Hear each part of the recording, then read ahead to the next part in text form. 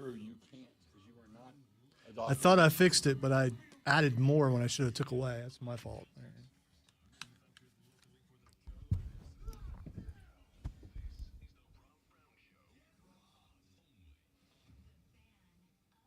Good morning. Hi. Yes, it is a good morning. And also, hi. Welcome to the Rob Brown Show on your radio. It's the Fan Upstate, the midweek edition of the radio program underway. Let's get it. Let's have some fun. Let's rock and roll. 4 of the most, maybe the most electrifying hours in sports talk entertainment underway officially. What a day. What a day, because my dudes and my dudettes, we are now 36 hours away from football. 36 hours away from football, and I'm in this weird spot right now. Because on one hand, I am stupid gassed about preseason week 1 getting underway in earnest tomorrow. A fistful of games. The Bro Cave is going to get, it's pregame on tomorrow, like it's not going to be a full slate. It's not going to be, what Sunday is going to be in about 5 weeks when week 1 gets here and that 1 o'clock window opens and, I got 5 TVs working in that room. But we do have a fistful of games tomorrow, and I'm really excited about that. I have to assume if you're up this early in the morning and listening to this show, it's very likely that you are as well, or you probably wouldn't be here. However, we got some very interesting news yesterday afternoon, and it is news that is going to impact all of us who are diehard NFL fans, specifically those of us that have made a gentleman named Scott a big part of our day for the last a lot of years. I know I'm in that group. I know the great ones in that group. And I know many of you are in that group. Yesterday afternoon, evening, whenever it was, I don't know. Yesterday, at some point of the day, news came down that in return for 10% ownership equity in ESPN, the National Football League is turning over control of the NFL network to ESPN. Now, that in and of itself, maybe not the worst thing in the world. I mean, ESPN's got control over every other damn thing in sports. Really? Because that part of it. Yeah. I don't love it, but all right, I'm from what we understand, NFL Network is still, although it will be platformed by Disney ESPN, as far as I understand. And I will acknowledge that I refuse to do any further research because I do not want to know that this is different until it's different. From what I understand, the NFL Network will continue to operate as the NFL Network the way that the NFL Network has been operating. So you haven't seen all the things, which may be real and may not be real, that commercials are going to be added. Not done with it yet. Okay. When I say NFL Net, I'm talking about my gal, Bay Adams.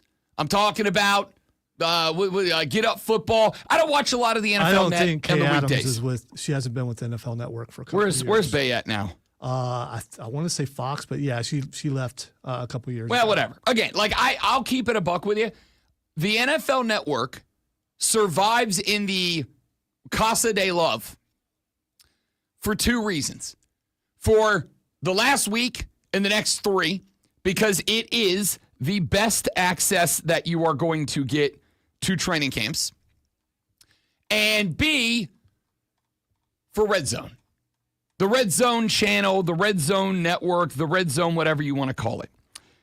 Because for a number of years now, if you were to find your way to the Casa de Love on a Sunday afternoon / late afternoon, I'm so distraught. I'm so cracked up. I'm struggling with English right now.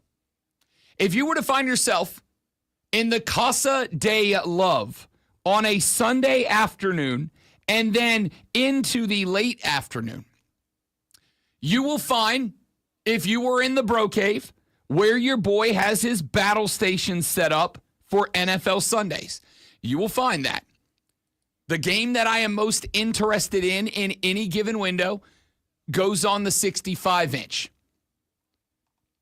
Then over to the right, I have two more smaller TVs, two laptops, and a little stand for my tablet. And there's a mix of games on that. But on the second biggest TV in the Bro Cave is the Red Zone channel. It's Scott Hansen and his 8 hours of commercial-free football. Except for the discussion, the rumor that is kicking around right now. And I do not know that we have gotten anything official about it, but I would also be willing to bet Disney / ESPN is not going to admit it, if this is the case, until 5 weeks from now when the NFL season starts up and we all tune into Red Zone and we find out that it is now 8 hours of mostly commercial-free football, except where we're going to put some commercials. The Red Zone has been one of the greatest assets of any professional American league.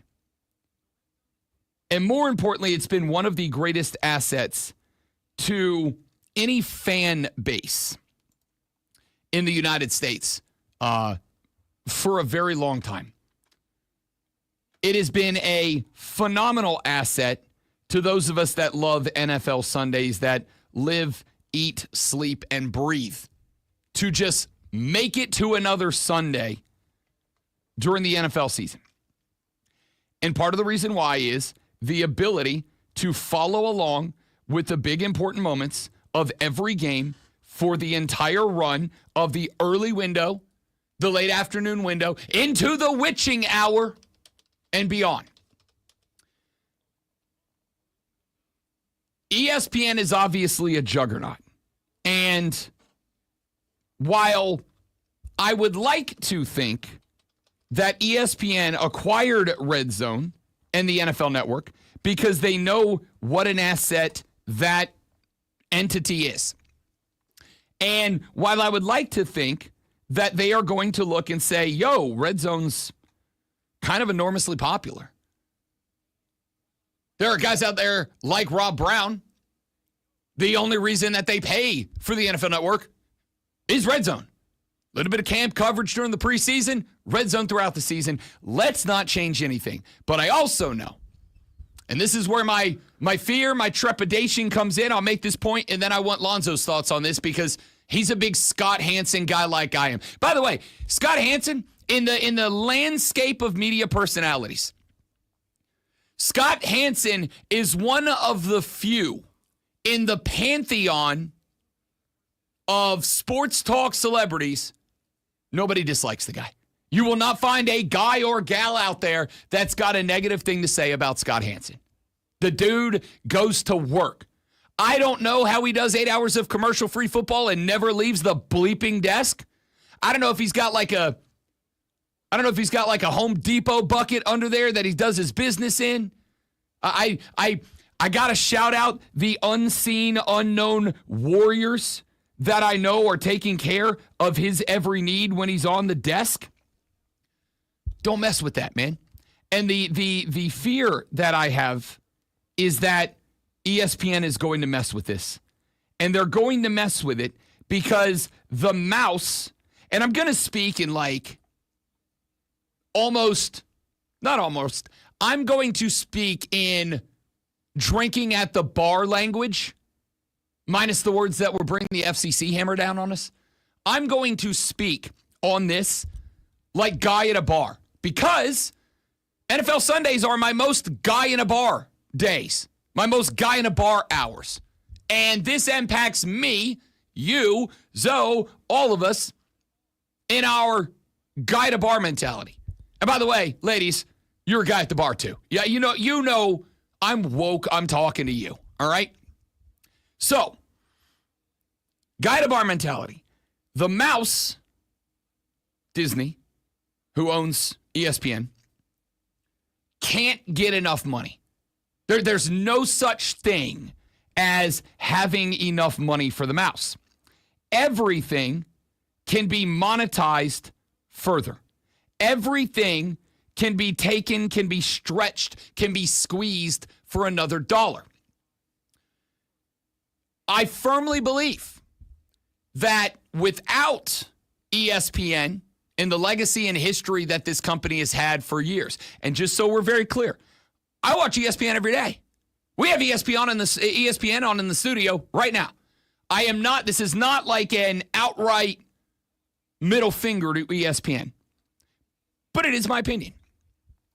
Sports talk and the absolute juggernaut that sports is to American society, none of it would be what it is if it wasn't for ESPN and the trailblazing mentality that was established at ESPN 50, 60 years ago, whatever it was. And the amount of resources, energy, money they have poured into making ESPN the juggernaut it's been over the years. How many ESPN personalities over the years have become beloved in the sports talk industry? Patrick and Eisen both make $1 gazillion a year. ESPN guys. There would be no love for sports in this country the way we love sports in this country if it was not for ESPN. On the flip side of that, I also believe that ESPN is largely responsible for the, in my opinion, degradation of sports talk and sports coverage over the years. Because I do believe that it is ESPN and their unending quest for money, and you can pop Disney into this too. And again, no disrespect to Disney. Big Disney guy over here. Already got my trip down to Epcot for next spring in the books with the lady friend. Big Disney guy. I can probably sing you straight up, out of memory, the words to the overwhelming majority of Disney songs. Disney kid, grown up over here. But I also see the world the way that it is.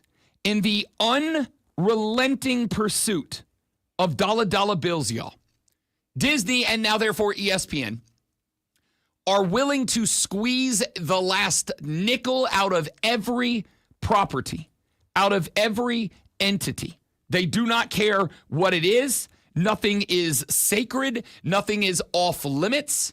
They want every possible cent out of every possible property. That is to me, that is the key to the degradation of sports talk. That is why we are where we are in this landscape where I can come in here and we can have a good time and we can talk X's and O's and we can talk Jimmy's and Joe's and we can talk about it. But at the end of the day, and part of the reason I'm here in Greenville is because there's no editorial control over this show outside of me.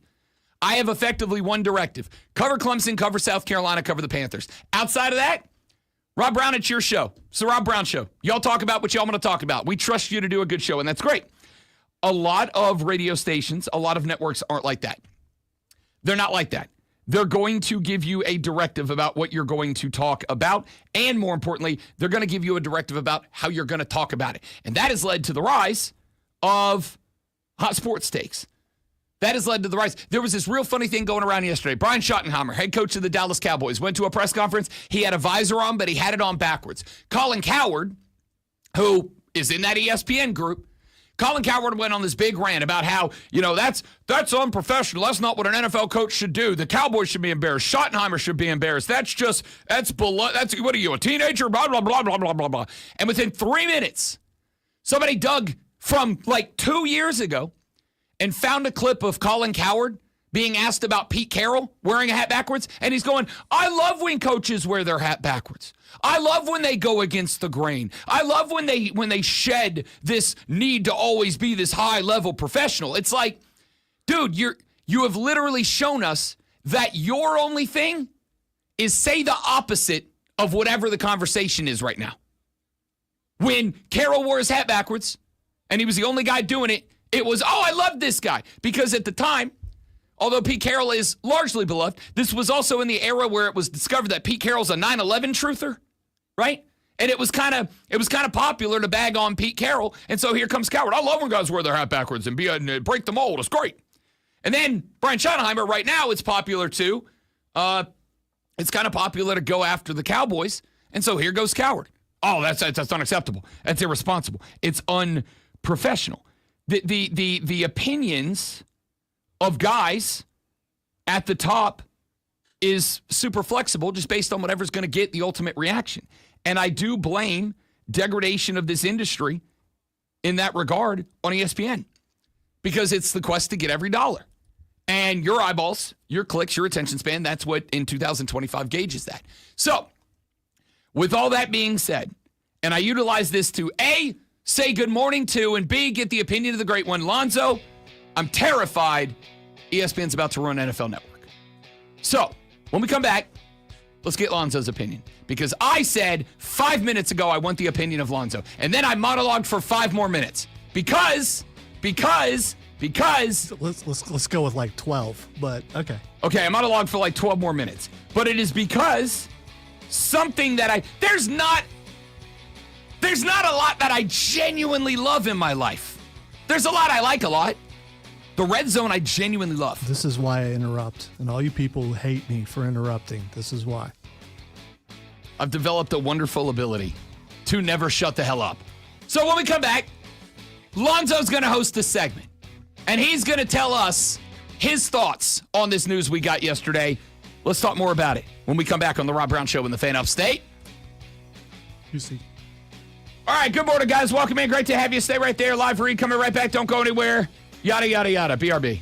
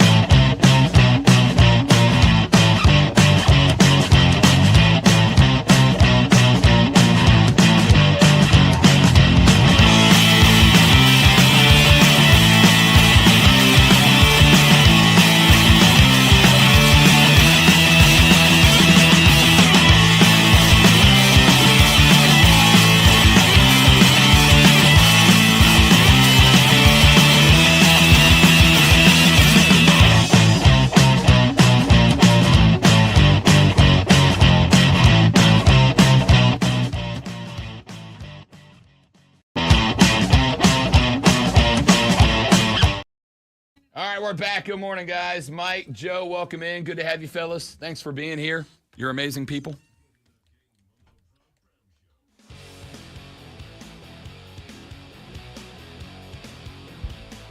Am I being dramatic?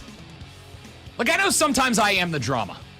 I know sometimes when things impact me, I tend to be a wee bit dramatic. I think it comes with the territory. Sports are drama. Drama is what we love. That's why we love sports. And I know that sometimes, whether it is because I'm dressing it up for a segment, or whether it is, as the case is with this acquisition of the NFL Network by ESPN, if it is because it is genuinely something that I love and care about, am invested in terms of emotion or time or finances, I know sometimes I tend to blow stuff up a little bit. My wife will tell me repeatedly, dude, it's not that big of a deal.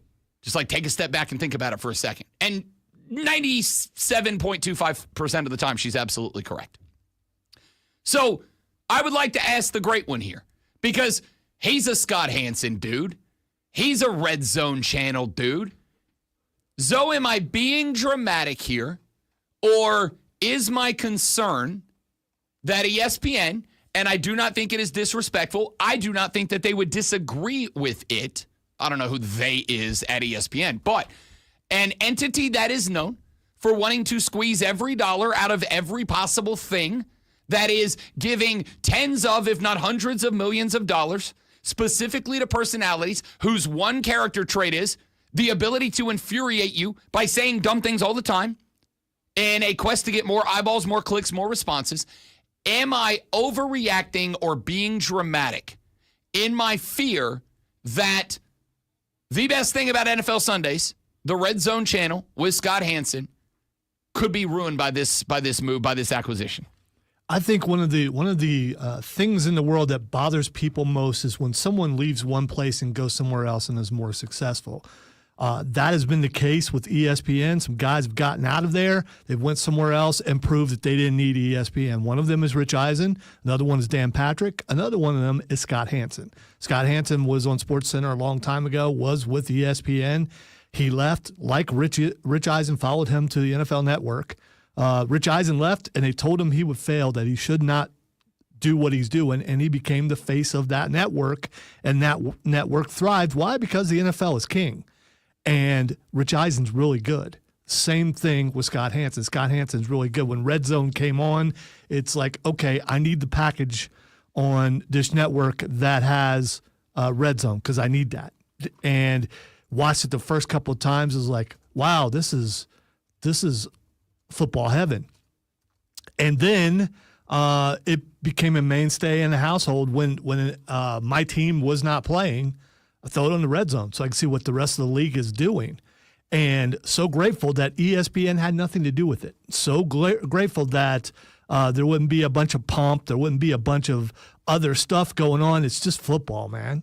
And now there's a concern because we're already seeing rumors with reputable sites saying that commercials are coming. And all I can think of is one of my favorite parts of Sunday. And even if I'm watching another game, I will turn over, especially as that game is ending, to see every touchdown that happened.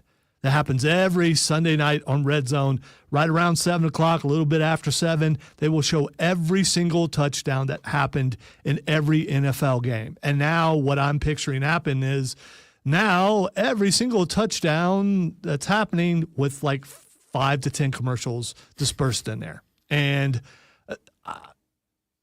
I believe ESPN is going to ruin it. I do, and it stinks. It's like something that you really love is dying, and it'd probably be a slow death. Or would you rather they just gradually work the stuff in, or just come right in and ESPN it?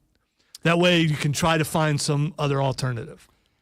First off, there's not another alternative. Like the there wasn't at the time either. There wasn't at the time. But I know the NFL owned this, and that's why it was a big deal. The NFL owns the NFL Network, so it's going to be just about the NFL. The thought here is the creation of the red zone worked because the NFL said, we know that there are enough Lonzos and Rob Browns out there that are so committed not to football, because the NFL, obviously, in terms of metrics, the NFL is miles ahead of every other American professional sports league, NBA, MLB, NHL, MLS, whatever. I mean, it's in a different atmosphere. And the majority of fans of the National Football League, they watch their game. They watch their team play. And that's it. Maybe they'll watch like one other game. Maybe they're gonna watch their team play on Sunday, and then like maybe Monday Night Football. And really, it's just kind of on thing. Most NFL fans, and this is not a shot, most NFL fans are casual fans. They're going to watch their team. Maybe they're going to watch Monday Night Football. Maybe they're going to watch Sunday Night Football as they're wrapping up their day. But most fans are watching their team. The network created Red Zone for guys like me and Lonzo. I want eyeballs on every single game. Whether there's 16 of them, 13 of them, 10 of them, I want eyeballs on every game. And I am... Does it also help the gambler? 100% it helps the gambler. It is easier for me to feel better about my Dolphins bet next week if I went eyes on them this week and said, well, here's this thing that I saw that I think plays in. 1,000% it helps the gambler. But it helps the diehard fans who don't gamble. They just love the NFL. They love football at the highest level it is played on the face of the planet. And so they created Red Zone, I think, with this mentality of, yeah, we are going to lose eyeballs on games on CBS, Fox, ABC, whatever. We're going to lose eyeballs there. But we can get Rob and Lonzo to pay, $190 whatever dollars a year it costs them to pay us to see eyeballs on every game. And if that's the case, and there's enough of those people, that's going to make up for the ratings we're going to lose across other games. Because, yes, we're going to lose eyeballs on, Panthers, Falcons on a local Fox station in the upstate of South Carolina. But Rob and Lonzo, the eyeballs we're going to lose, are willing to directly pay us more than they're worth as an individual TV set to be able to jump into every game. And the reason that is an attractive option to me, because look, if I was really willing to do it, and I'm not saying I am, or that I have, or that I would, or ever have, or ever will, but if I really wanted to, if I was really dedicated, there's places I can go on the internet and I can just stream any game that I want without paying for it. And I don't do that. I'm willing to pay for the Red Zone. For sure. And then I'll pay for the Sunday ticket on YouTube TV so I can pick the games that I want and I can put them on as many TVs as I want in my bro cave, whatever.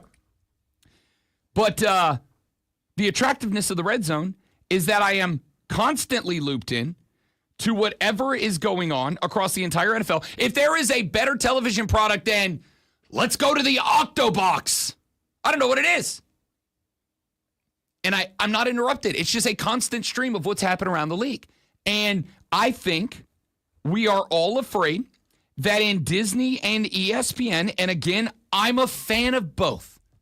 I'm maybe not a fan of individual aspects of the company or decisions they've made. But hey, man, how can I turn my back on Disney? I grew up a Disney kid. I can show you the world. Like, I grew up a Disney kid. I grew up an ESPN kid. Would I love to see ESPN return to its roots when we used to get up in the morning, get ready for school, flip on ESPN, and it was Sports Center. And it's still Sports Center, but like Sports Center is as much features. And I watched a thing yesterday, and I know it was, or 2 days ago, and I know it was like this wonderful story. They did like a 15-minute segment on this. I don't know who she was. I'm going to sound like an absolute cold-hearted jackass here. But on this girl who was running a triathlon with her dad. And I'm like, I'm sure it's a wonderful story. Make it a feature, put it on your website, right? I'm sure it's wonderful. But When I get into the office in the morning and I go turn on ESPN, like most people in the morning, I want to see what the hell I missed last night. There were still baseball games playing when I went to bed last night. I want to see what are the scores, what are the stats, who won, who lost, who made history, who embarrassed themselves, yada, yada, yada. I tune in as a 15-minute segment on a girl running a triathlon. It's like, I'm sure it's a great story. Put it on your website. Put it on your website, blast it across social. If it matters to me, I'll watch it there. I wish, like, those are the decisions that I've talked about. When I went yesterday, there is a huge college football story. That is an item in the water cooler cheat sheet and is going to be a segment coming up in the next hour of the show. Enormous college, I say college football. It's really college sports story that broke yesterday. We're going to get to that in a minute. But I went yesterday to ESPN's website to get the details on this story. And when I opened their college football page, like 4 of the top 5 or 6 items on their rundown in their little video segment, did they bring in a sports attorney to talk about this decision and what it matters? How it impacts the SEC, the Big Ten, the ACC, the Big 12, how it impacts you as fans, because it will? No. I turn it on, and it's like, here's Paul Feinbaum saying, so-and-so from the ACC embarrassed themselves again. And it's like, I get it. There's room for that. Clearly, Feinbaum's massively successful. But that's batting leadoff for you? And again, part of that's on us. They are going to put more of what clicks. This is why I have said, even on this show, if you want more of X, NFL, college football, basketball, hockey, soccer, whatever, if you want more of X, engage with the show. Send me tweets, send me texts, send me phone calls, send me emails. DM me, slide in my DMs, whatever.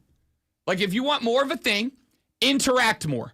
Because the more you interact with a thing, the more I justify doing more of that thing. Editorial control is my own. I am always going to have some NHL, some MLB, some NBA, some soccer, some UFC, some WWE. It's always going to be there because the Rob Brown Sports Show is in all the sports show. But what you guys request, what you guys interact and engage with, is it. And so it is on us if a gazillion people are going to click on every time they pop up a Feinbaum video, that's what they're going to do. But when I look at that, that's their leadoff deal. And when I click on it, I got to watch a 30-second ad to hear a 20-second video clip. But that's why all this is happening. The red zone was our place of sanctuary. It was our place of refuge. It was a place that on Sundays we could go, and we knew that we were going to be spared from the hot takes. We were going to be spared from the controversial opinions. We were going to be spared, if only for 8 hours of commercial-free football. We were going to be spared from all of that. It was the one show that had that length of time to it that wasn't about conflict and drama and debate. It was just about football. It was just about football. And now I'm afraid that's going to be gone too. You know what I'm waiting for, Zoe? Week 1. Scott Hansen, introduced. Welcome back. It's the Red Zone, brand new under ESPN. We do 2 minutes and they go, all right, to get our thoughts on this, let's bring Stephen A. Smith in. And I got to listen to Stephen A. blab over my football for 4, 5, 6 minutes, right? Like, that's the nightmare for me. All right. Let's get away from this. I got a bunch of stories. It's going to be a busy day. Don't go anywhere. I'm Rob Brown. He's the great Lonzo. We know him personally. Back after this on the Rob Brown Show in the Fan Upstate.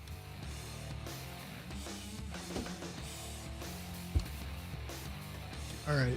There's this prank where women are dipping a Q-tip in peanut butter. Okay. And then pretending like they're putting it in their ear. And then oh, no.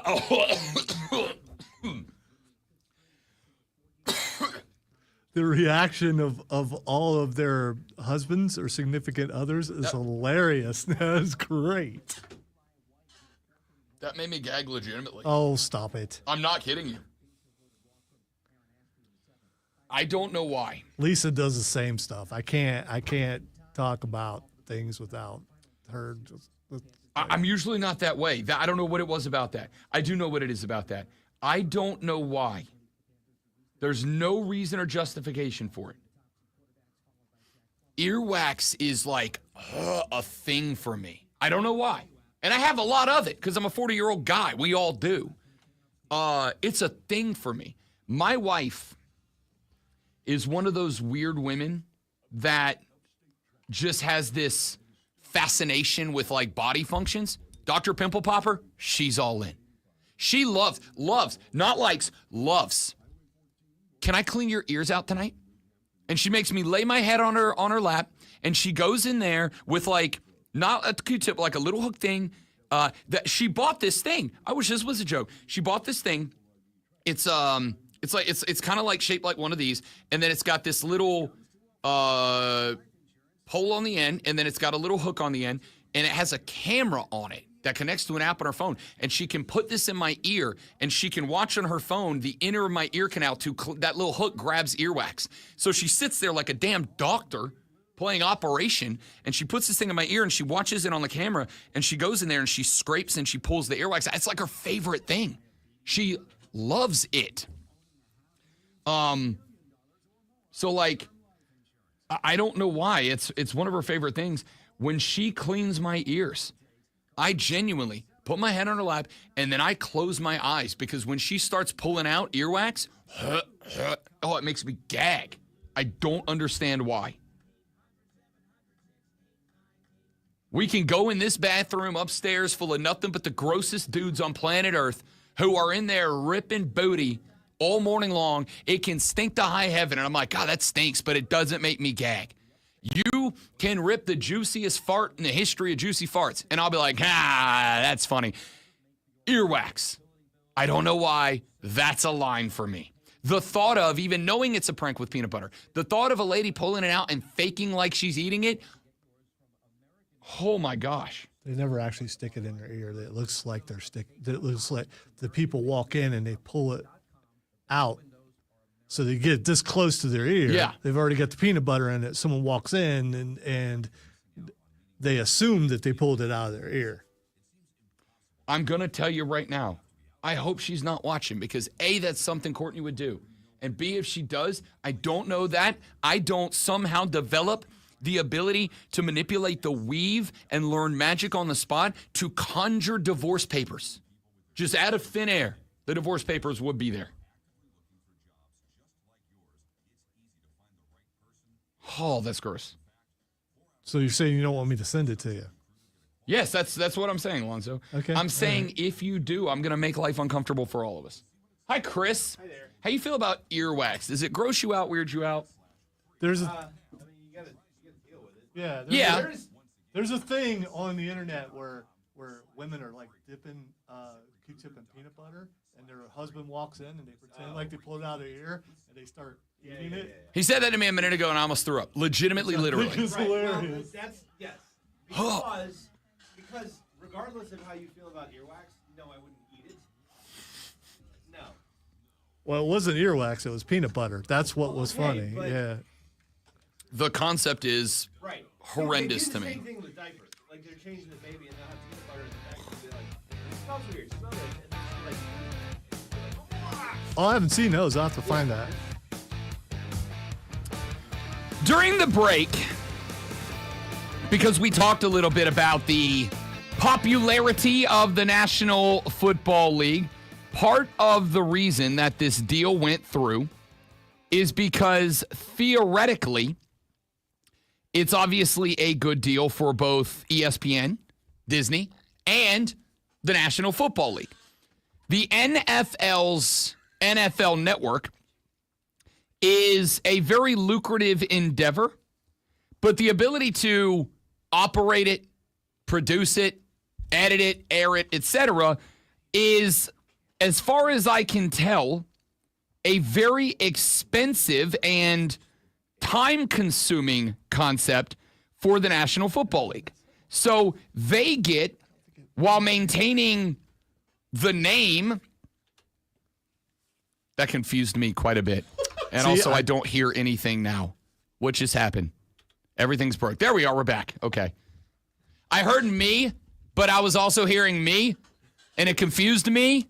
I was Because me dumb. I apologize for proving a point, but sometimes you got to. Listen, I am a broadcast professional. I'm the type of dude I tell everybody, if I go on remote, you're back in the studio, you got to tell me something, just pipe in and tell me in my ear. I can roll through it. I'm a multitasking pro. You can talk to me while I'm talking on the air. Apparently, I can't talk to me while I'm talking on the air. The only person who is capable of distracting me when I am doing a broadcast is me. And I don't know if that says more about me as like a raw talent person, that my talent only overcomes my talent when it comes to the talent of not being distracted. Wow. But here we are. Wow. That's the most arrogant thing you've ever said, ever. I don't know what you tell me, or I don't know what to tell you. I can go on remotes. People can come up, have full-fledged conversations with me. I won't miss a beat. I can have you chat in my ear with the talkback button. Won't miss a beat. No problem. For some reason, I heard me and my brain scrambled. I turned into one of those "This is your brain on drugs" commercials from the 80s when I heard my own voice. All right, so. You can blame Chris for that. So I know. I absolutely do. I absolutely do. So, the NFL Network is a very expensive, very time-consuming, but very lucrative product. In order to continue to produce content, put it out on the show, put it out on the network, handing that over to an entity that's all that they do is great.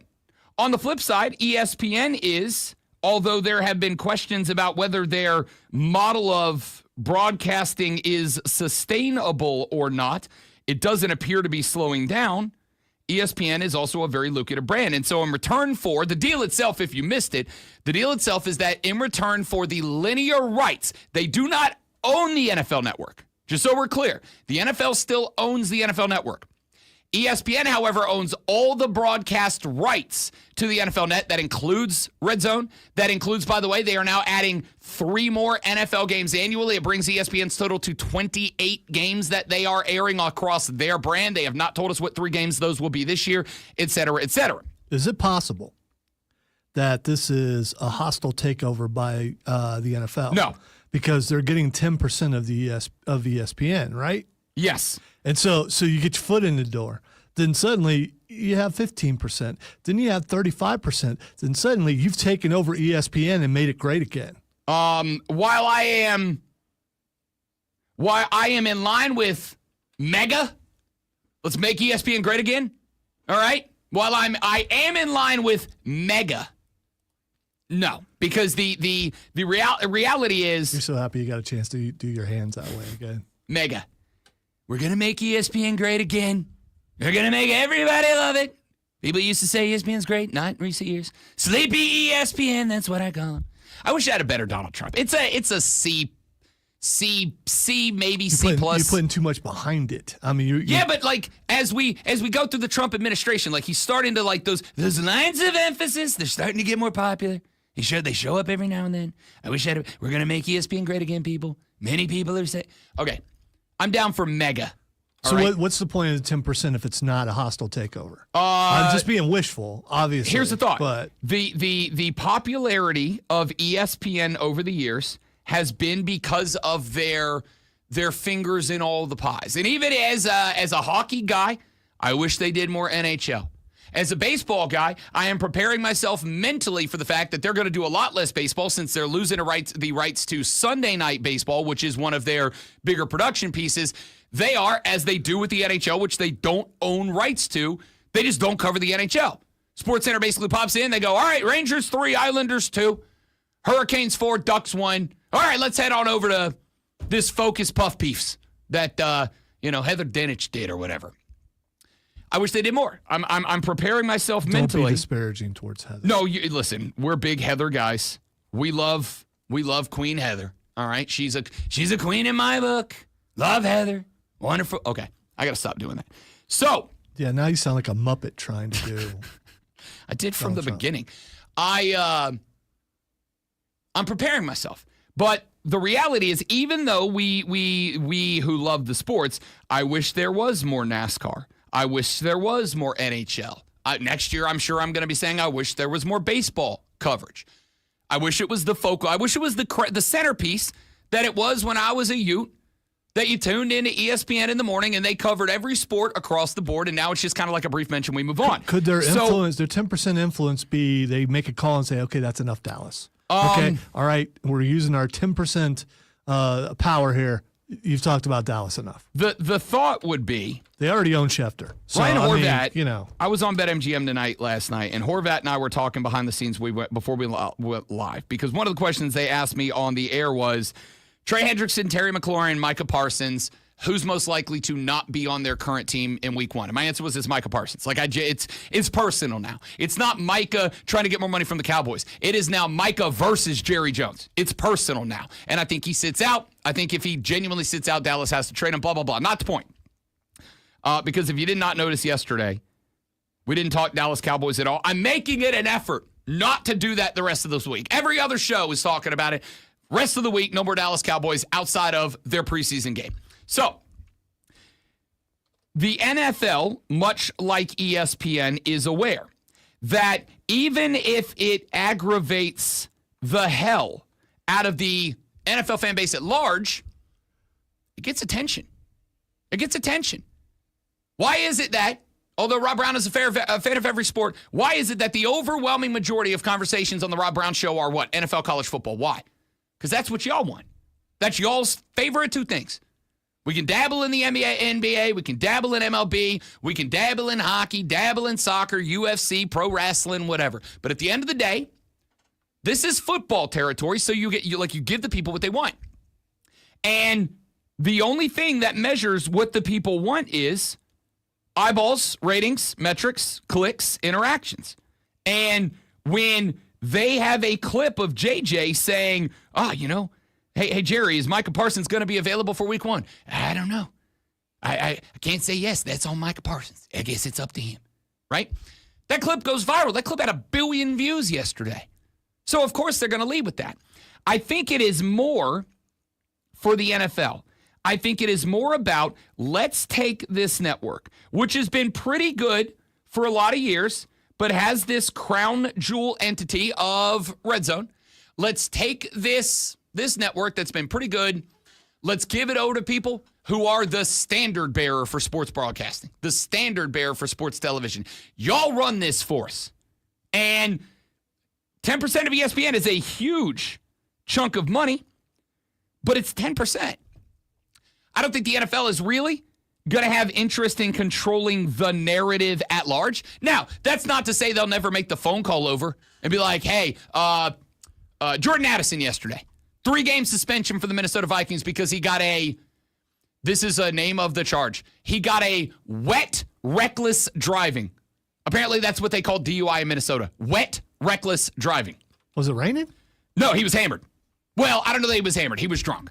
Okay. He basically got a DUI. He pleaded out. He got some, community service and other stuff. He did not face charges, but he did violate league policy. So he caught a 3-game suspension yesterday.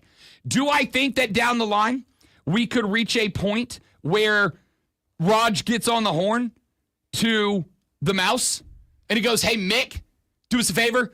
I know you got to report the story, but tell your host not to hang on that story. Okay. Right? I think that, one more. All right. Wet reckless is an informal term referring to a plea bargain in which DUI. Okay, there you go. The charge so it was the is plea. reduced to reckless driving. Okay, got it. All right, so he did get hit with a DUI. I think I don't remember what the level of charge was. Doesn't matter. The point is, I do think we could get to a point where Raj calls the mouse and he goes, "Hey, we know you got to cover it. You have to report it. It's news, but don't have your host doing hours of editorial on it, right? Hit it in the news and then move on past it." Sure, I think that's a possibility, but I think at large, what this is the National Football League saying we want to dial in on football. You guys have been doing TV for 60 damn years now. You got it figured out. Run this bad boy for us. We'll take 10% so that whatever you gain in additional profit, because again, they do not own the NFL network. They do not own it. They own the linear rights to it. So they will produce it, they will make it, and they will air it. The NFL keeps ownership of the NFL network, but obviously with broadcast rights, ESPN can sell all the advertising on it. That is where that fear of maybe Red Zone Channel gets away from us and goes away what has made the Red Zone Channel the like I've called it, sports sanctuary that it is. I know on Sundays for those 8 hours, it's just me Scott Hansen, a whole bunch of cold beers, and football, and nothing else. There's no hot takes, there's no controversy, there's no conflict, there's no debate. Scott just goes, all right, let's take you down to Miami, Florida, where Tua Tagovailoa and the Dolphins are in the red zone. Oh, we got another scoring thing happening in Baltimore. Lamar on the drive. Let's go to the duo box here. Oh, man, we got scoring all over the board. Octo box, baby. That's sanctuary. That's home. That's home for us. And now I'm afraid that it's going to be, all right, we've got the ball in the red zone in 3 games. We're kicking off in the second window in 3 others. We're going to go to the Octo box. But first, let's take a quick commercial break. And now I got to hear Flo from Progressive again. And then I got to hear from, Tony the Tiger. They still running Tony the Tiger ads anymore? I don't know. I haven't seen Tony the Tiger in a while. Yes, Tony is still on TV. Okay. I didn't know if Tony was still getting those royalty checks or if he's still acting, Good for Tony, though. I think, personally, Tony the Tiger being on TV, that's great. Tony's a little more swole now. He's been hitting the gym. Tony did get ripped. So I worry about that. But I do not think it is anything more nefarious than that. I don't think it's the NFL planning a hostile takeover for ESPN. I don't think ESPN would let him. At the end of the day, even if we wish some sports would get more time in coverage on America's biggest sports broadcasting outlet, ESPN makes his money by covering everything. And what it can't do is become the NFL channel. That's why they got the NFL network. Now ESPN has an NFL channel. If you come to ESPN, but all you care is about the NFL, cool, man. Give us another $5 a month. We'll give you the NFL network on the side. Give us another X dollars a month. We'll give you the red zone on top of that. I think that's the play. And for the NFL, I don't know that it is any deeper than we don't have to run, produce, script, direct, air the NFL network anymore. We can give the network unlimited access anywhere and everything they want around the league, but we don't have to do the hard part of it. And we're going to get a 10% acquisition of ESPN at large. And the question mark is what the NFL brings to the table for ESPN, is it ultimately going to be worth 10% of what ESPN does? And I got to think the answer is yes. It is the most popular sporting league by a lot. During the last break, because I was curious, I did a little bit of research, just kind of like trying to gauge what the numbers are. Here are some of the metrics that I found from a couple of different spots. Statista reports that in minutes watched, now this is an old number, but I don't think it's going to change. In 2022 to 23, we as Americans watched 974.7 billion minutes of NFL football as America. MLB, we watched 330 billion. Per game averages. Last season, the NFL averaged 17.9 million viewers per game. MLB averaged less than 1.5, NHL less than 500,000, NBA 1.53 million. Financial metrics, NFL makes $18+ billion a year. MLB 11 to 11.5, 10 to 10.5 for the NBA, $6 billion for the NHL. The point here is the NFL it's not king. It is Lord God Commander of the sports scene in America. It is 10% of what ESPN brings in. That's why this deal's here. I just don't. Scott Hansen, America has your back.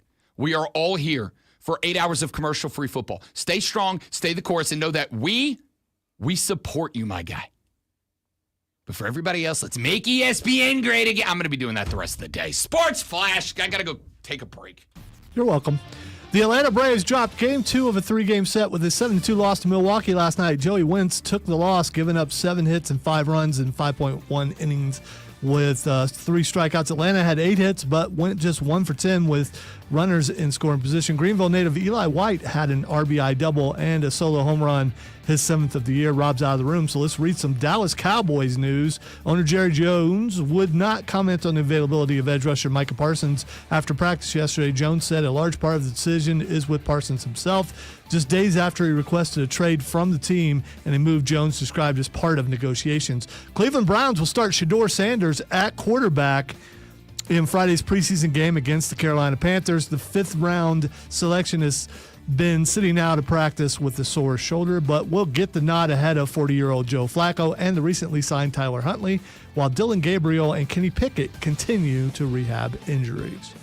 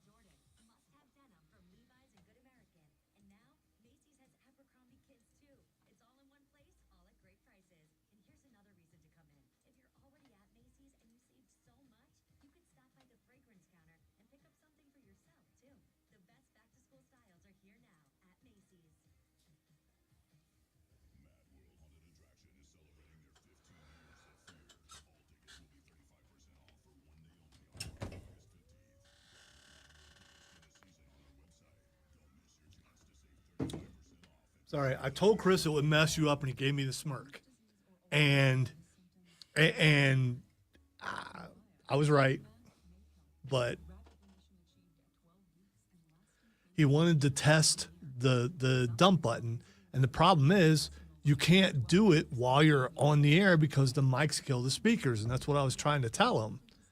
And he's like, well, just switch it. And I'm like, no, that will mess him up. And then he gave me the smirk, and I'm like, okay, let me prove it. And if it cost me my job, I was right. You don't know how often, how hard it is to be right against Chris. The only thing that blew me up, I've been doing this so long, if somebody starts talking in my ear, it does not faze me, doesn't distract me. When I heard myself, my brain just shut down because my first thought was like, did I break something? Like, that's always my immediate thought. What did I do to screw this up? So when I heard me talking to me, I was like, uh-oh.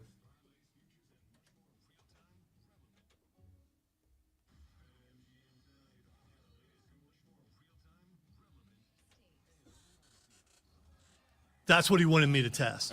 And I put that in there on purpose so I could test it right there. I didn't know it would do that. I had a theory it would do what it did as far as going over the headphones. I didn't know it would be like that. Yeah. And now we know. Again, sorry about that. Don't bother me. Well, it did. The fact that I was able to make did they hear that over the air? No. Me talking? No. Recorded me no, talking? No, that was just in your headphones. Okay.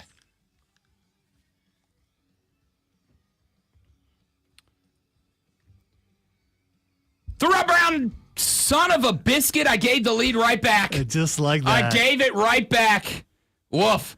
For those of you that may be new to the Armada and over the past couple of days have heard Zoe and I coming back, dog cussing ourselves out, and then saying a random number throughout the course of the week, the Great One and I play a little game betwixt ourselves. Because Rob Brown, being the wonderful, incredible talent that I am, I'm one of the only hosts in America that is trusted with the power, the authority, the responsibility of turning my own microphone on and off. And obviously so is the Great One. And throughout the course of the week, we each monitor how many times, because of our enthusiasm, passion for the game, we start talking into a mic that we didn't turn on first. And we keep count throughout the course of the week. And at the end of the week, the winner gets absolutely nothing but a sense of pride that they did not fail more than the other person did over the course of the week. We could not do that on the air, not make it a gimmick, and none of you would ever know that happened because you wouldn't hear us because, again, the mics are off. But you got two dudes that have been in this game for well over 2 decades and rapidly approaching 2 decades. Yeah, we hold ourselves to a higher standard. I'm almost at 3, by the way. So okay, almost 2 decades. And almost 3 decades, we hold ourselves to a higher standard. I'm finishing up my 28th year now. And I am in, what is it, August 6th, September, October. I am now less than 2 months away from starting year 19, ending year 18, starting year 19. So, yada, yada, yada, all that being said, we got a lot that we have been talking about. We got a lot more that we need to continue to talk about here on the radio program this morning. But it is 7:02. You have got less than 58 minutes until you've got to be up, shower, get your coffee, get your breakfast, get dressed, get in the car, drive to the office, sit down at the desk, do like 7 to 12 minutes maximum of legitimate, actual work. And then it's time to talk sports. Then it's time to take that first well-owned, well-earned, all of those things, break of the day. To walk down the hallway, to head to the break room, to find that one coworker that you can tolerate talking to and talk some sports. And if that's going to happen, which we all know it is, you got to know what's going on in the world of sports. And if you've got to know what's going on in the world of sports, ladies and gentlemen, worry not.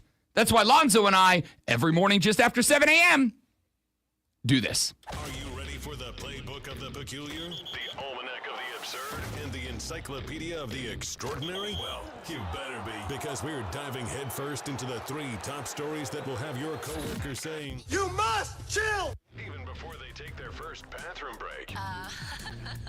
No. Here we go. Welcome to the Water Cooler Cheat Sheet on the Fan Upstate.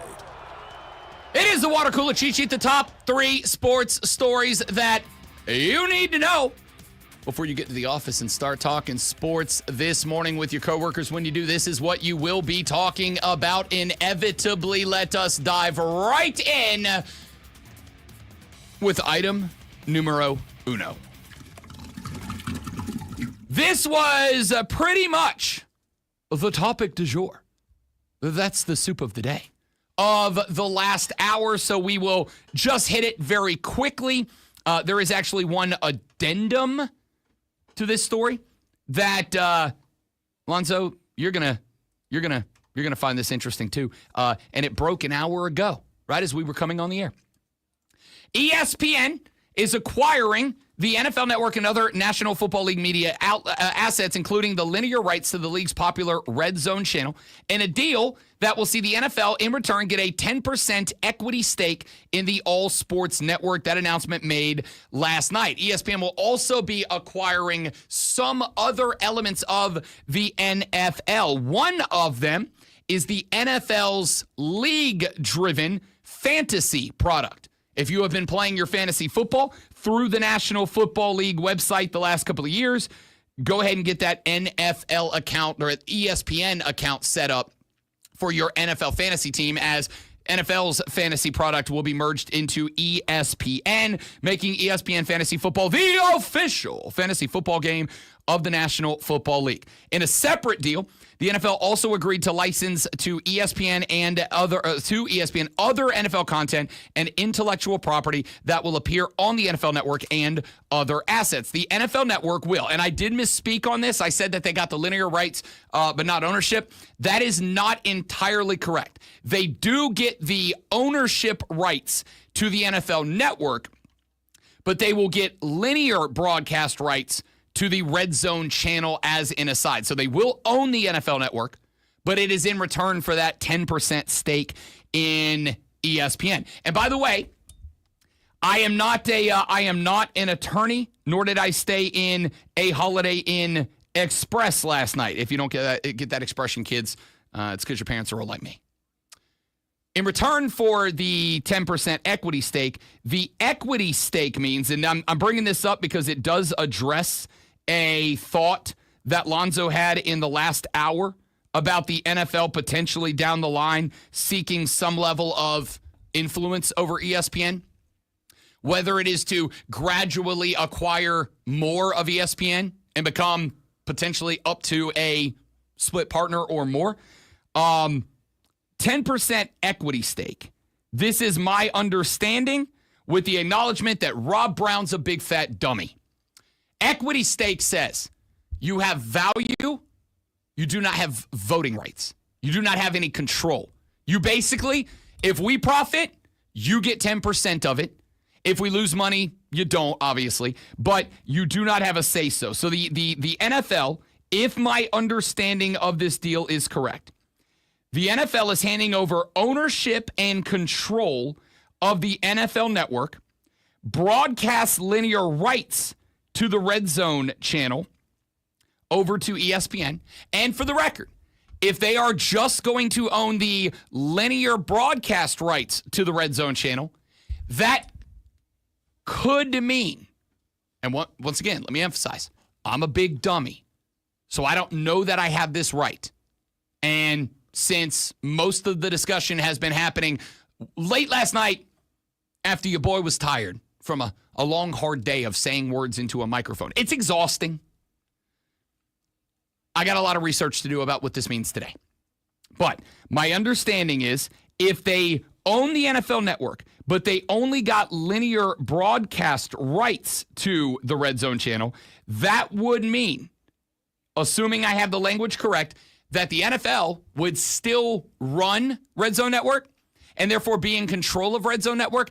The only question would be, did ESPN say to them, we own the linear rights and we're going to broadcast them, but in order for this deal to get done, we demand that we get X amount of inventory, right? Like for us, when we carry a live basketball game, a live football game, the way that it works is we make a deal with the radio company that is producing that game. And they say, we're going to send you the broadcast rights. And we're going to build into this broadcast 90 minutes, 60 minutes, whatever, of advertisement over the course of the 5-hour broadcast, pregame, game, postgame. And of that 90 minutes, we get 30 minutes of the inventory to run our commercials, and you get the rest. And we make a deal, and we say, great. And then they send us a script, and they say, at this break, we're going to run 2 minutes commercials, then you run 4 minutes, and then we come back to the game. If that is the case here, the question mark is going to be, if the NFL is retaining the ownership of the Red Zone channel, but handing the broadcast rights over to ESPN, did they reach some sort of deal where ESPN is going to say, we demand X amount of inventory in Red Zone? For every hour, we get 2 minutes of commercials, 4 minutes, 10 minutes of commercials, and you can do with whatever you want with the other 54 minutes of broadcasting. And the NFL says, we're going to do our inventory commercial free. I don't know. What I do know is, they get 10% of ESPN's equity in return for the ownership, 3 additional games, and the linear broadcast rights to the Red Zone channel. The other addendum to this story is that as of 1 hour ago, a deal has been announced between WWE and ESPN that will move WWE programming over to ESPN's new direct-to-consumer streaming service. The deal was announced earlier this morning. The deal includes events like WrestleMania, SummerSlam, Royal Rumble, Survivor Series, Money in the Bank. WWE will produce the events for ESPN platforms, but the platforms will serve as WWE's exclusive U.S. domestic home. As far as I know, this does not impact Monday Night Raw, which will stay on Netflix. It does not impact Friday Night SmackDown, which is on USA. Right now, it only impacts the PLEs. I assume this means that their deal with Peacock either has come or will come to its conclusion, or they're going to buy out to move over to ESPN. But effectively, if you're an NFL/WWE fan, like Lonzo and I are, ESPN's new direct-to-consumer streaming service is now an obligatory pickup because they've got the NFL outside of the local network games. They've got the NFL, and now they have every major WWE PLE in the inventory as well. Peacock's about to lose a lot of money. ESPN's about to get a lot more. Yeah, now I got to figure out, do I keep Peacock or not? Because you can still watch some NFL games on Peacock. Yep. That's gonna and that's kind of the problem that I'm at now. The wife and I had this conversation the other day. We're like, all right, we're going down to Orlando next year. We're starting to plan out like what's our big week-long vacation at the end of next year. We've talked like, do we go to Ireland? Do we go to Italy? We want to go abroad. We're not going abroad this year. We haven't in a while. Like we want to go. And I said, what we need to do, because if we're going to do Ireland or Italy or whatever, we're going to need a metric buttload of money. We got to start cutting back. So one of the conversations we had was about, do we start cutting back on some of our streaming services? Because we have all of them. Netflix, Peacock, Hulu, all the other ones, Amazon Prime, Apple TV, we have all of them. And so we decided to sit down last night and to take inventory of what we are watching on each network, and is that individual show or group of shows or whatever worth keeping, right? And I came to the realization that I can't really right now, unless I want to act improperly. I can't really drop any streaming service because everybody's got something. Prime's got Thursday. Apple TV's got MLS and some MLB games. Sunday night games are going to Apple Plus. Peacock's got NFL games. ESPN. I have to add a streaming service. I got to add ESPN's direct to consumer now because they've got the NFL and WWE pay-per-views.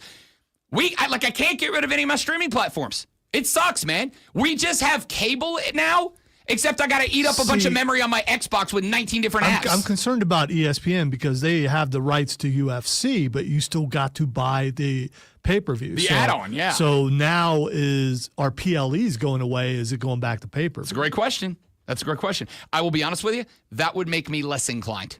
If I have to pay you per month and then I got to pay you more to get those, that would make me less inclined. All right, we'll come back to that later on in the show, but we got a couple more things to get to. Let's very quickly get to item number 2. We're going to talk about this coming up a little bit later on in the show. Cleveland Browns are expected to start rookie Shedeur Sanders at quarterback. I bring that up as a water cooler cheat sheet item because the Cleveland Browns are taking on the Carolina Panthers on Friday in preseason game number 1. Sanders selected in the 5th round of this year's draft, the second quarterback the Browns picked behind Dillon Gabriel in the 3rd round. The two rookies have been in a competition for the QB1 spot along with vets Joe Flacco and Kenny Pickett. The Browns also, 2 days ago, added former Pro Bowler Tyler Huntley to the mix. He signed with the team this week because Kenny Pickett has a hamstring injury. Dillon Gabriel has a injury. I don't remember what it was off the top of my head. It's early. Shut up. Dillon Gabriel's hurt, and Joe Flacco is 40. So they added another dude to the list. Effectively, Tyler Huntley brought in as a body. Well, Shedeur Sanders, who was dealing with a sore shoulder, has missed some time. According to reports, will be getting the start. Interesting because Sanders has gotten the fewest reps with the team starter so far at training camp, but it was also a hamstring injury for Dillon Gabriel, and the experience of Joe Flacco, who is likely not going to see a lot of action in the preseason just to save the legs. Shedeur's going to get the nod. What I did find interesting was that earlier this week, there was a Jerry Jones-style post-practice presser with the owner of the Browns, Jimmy Haslam. And they asked about Shedeur Sanders because right now, there's been a lot of video where it looks like Shedeur's spinning the ball well, and there's been a lot of video that it looks like he's not, and he's not getting a lot of first-team reps. So Jimmy Haslam was asked, what made you guys want to draft Shedeur Sanders? You already got Dillon Gabriel. What made you want to get this guy?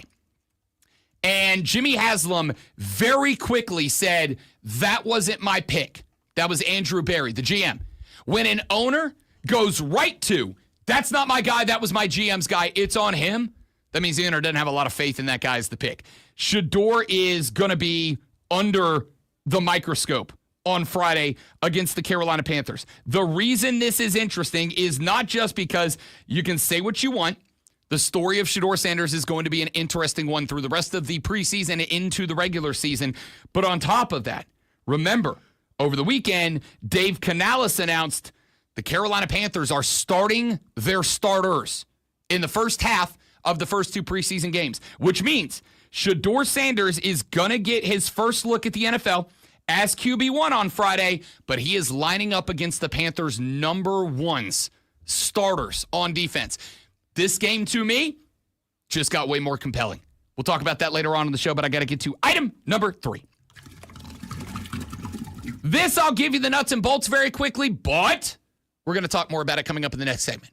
I'm going to be real with you. This is one of those stories that, to some degree, I'm kind of afraid to bring up on the air because the reality is I think the overwhelming majority of casual football fans, college football fans, because it is a college football story, I think the overwhelming majority of casual college football fans are not going to care about this story on its surface. I don't think it's impactful to you on its surface. I do also think it's a massively impactful story to the future of college football. Major decisions, plural, they will make multiple decisions, by the NCAA's top decision-making body when it comes to finances, litigation, and infractions unrelated to conditions set in the $2.8 million antitrust House v. NCAA settlement. The SEC has been pushing for a number of weeks for the NCAA's Division I Board of Directors. This is the group of suits and ties who make all the decisions that deal with, again, finances, litigation, and infractions that do not go against the House settlement.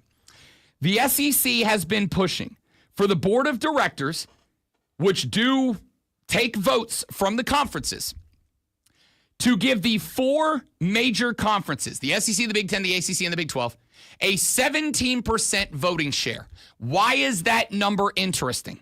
That number is interesting because if a vote comes up for a policy, a decision, an action, litigation, whatever the case might be, if the 4 major conferences all had a 17% voting share on the board of directors, what it would mean is that multiple conferences would have to band together to say no to a decision or an action. Multiple conferences would have to band together to say no to prevent that action or decision or whatever from being passed by the board of directors. Well, the board of directors decided on a proposal that gives the conferences 16.1% of a voting share. I understand it's boring. Stick with me.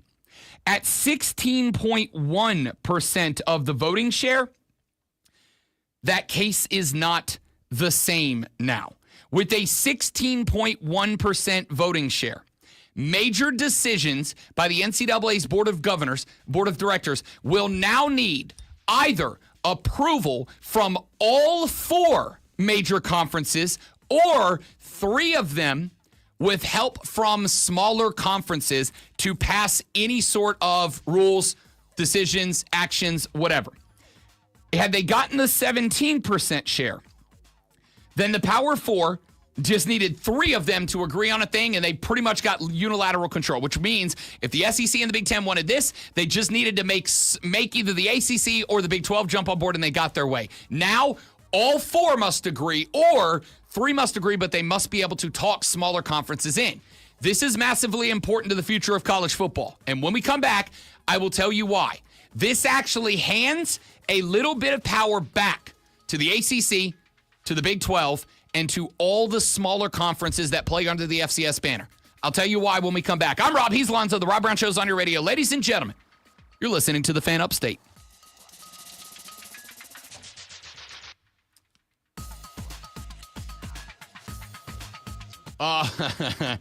Keegan, I'm not going to say I've never employed that strategy before. I'm not going to say that there are a number of random characters and letters at gmail.com scattered across old Gmail servers because I 1,000% used to play the new subscription. What I have noticed, and I don't know if this is just me, but what I have noticed is that a lot of those websites that run on that subscription basis now, they don't track you by email anymore. They track you by IP. They track you by your actual IP address. And they say, nope, your IP is registered, so you can't. So even that system's kind of out of the way. Y'all stay right there. Be right back.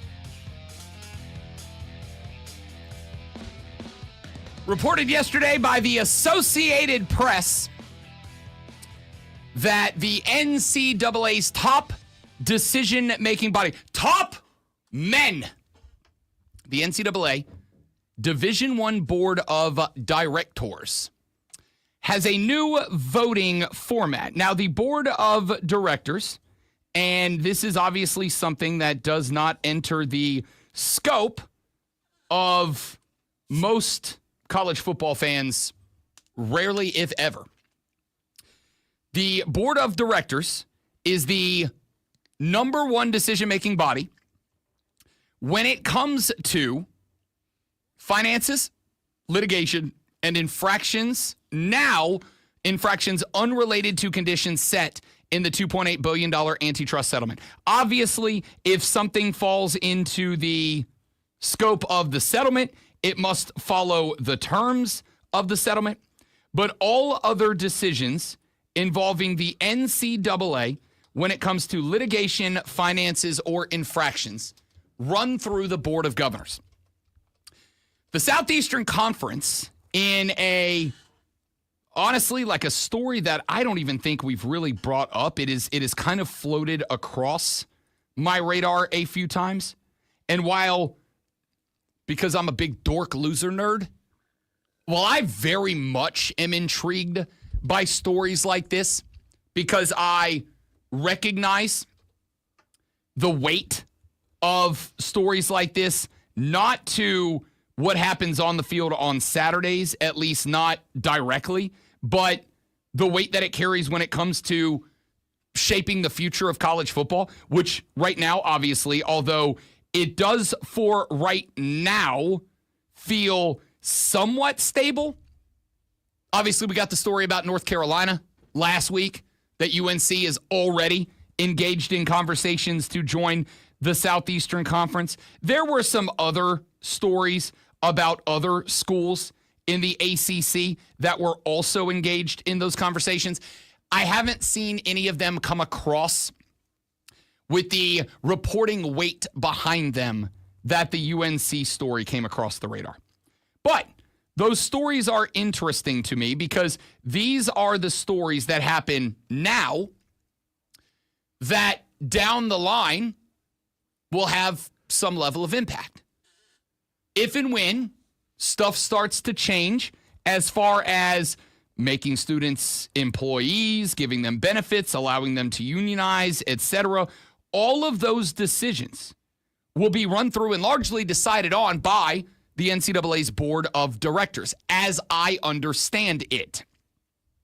With the acknowledgement that I may be slightly off in some aspects, I think that's largely correct. Over the past few weeks/months, the Southeastern Conference, which has recognized, I think, the weight, the power that it holds to influence college athletics at large, the SEC was pushing for it and the other three power conferences, the Big Ten, the Big 12, the ACC, to receive a 17% voting share in the decisions that are to be made by the NCAA Board of Directors. With a 17% voting share split between the four conferences, they would have, and this is all according to the AP results or AP story that came across last night. With a 17% voting share, the three of the Power Four conferences could agree on a decision, action, course of action, litigation, whatever. And all they needed was three of the four power conferences to agree, and they would have had 51% of the vote, enough to pass whatever it is that they agreed on. That means that the SEC, the Big Ten, they both want a thing to happen. All they have to do is convince either the ACC or the Big 12 to get on board. And they would have gotten their way. Well, yesterday, the decision was made to hand each of the four conferences a 16.1% voting share on the NCAA Board of Directors. That 16.1, if you multiply it by 3, equals 48.3, meaning that one of two things has to happen for a policy or decision to be approved by the Board of Directors. Either A, all 4 of the power conferences have to agree to the thing, which means that the little conferences don't have a choice, or 3 of them have to agree, and they will have to get the votes of one of the other conferences to go along. So if the Big Ten and the ACC wanted a thing, and let's say the Big Ten, the ACC, and the Big Ten, the SEC, and the ACC want a thing. If the Big 12 does not want that thing, if they look and they go, this hurts us disproportionately, we are not voting for it, that thing will not pass because they will only have a 48.3% vote share, which means that the 3 conferences in our hypothetical example here, the Big Ten, the SEC, and the ACC, they would have to talk one of the smaller conferences in. I believe that in the shaping of college sports moving forward, this is actually a good thing. And I believe it is actually a good thing because now it hands a little power back to the smaller conferences. And when I say smaller, I do include the ACC and the Big 12 in that. But I also include the Mountain West and you know, those conferences, the Pac, whatever they are nowadays. I include those conferences. Because if the SEC and the Big Ten want a thing to happen, if the ACC and the Big 12 look at each other and they go, that's not good for us, they can join against it. And now what they have and what the smaller conferences have is the ability to play politics with the 2 entities that have the most power, the Big Ten and the SEC. It allows them to say, you need 2 more votes in order to have the Board of Directors approve this thing that you want approved. We're willing to play ball, but what are you going to give to us, right? You've all watched political movies over the years, and you have all seen how politics on Capitol Hill plays out. Freshman senator from Montana wants to pass a bill that says X, Y, and Z. And in order to get the votes, the sophomore senator from Wyoming says, hey, I'll vote for you. I will vote for your bill.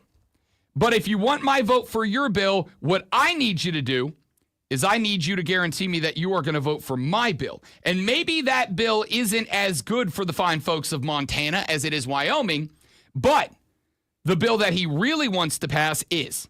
So he goes, I'll trade your votes. Absolutely. Now it's kind of that, but the NCAA Board of Directors. The SEC wants a thing. The Big Ten wants a thing. They now have to figure out how to get the votes for a thing that maybe doesn't benefit the smaller conferences, including the ACC and the Big 12. Maybe it doesn't quite benefit them the way that it benefits the 2 big conferences. So they will have to go to Jim Phillips and say, we need your vote.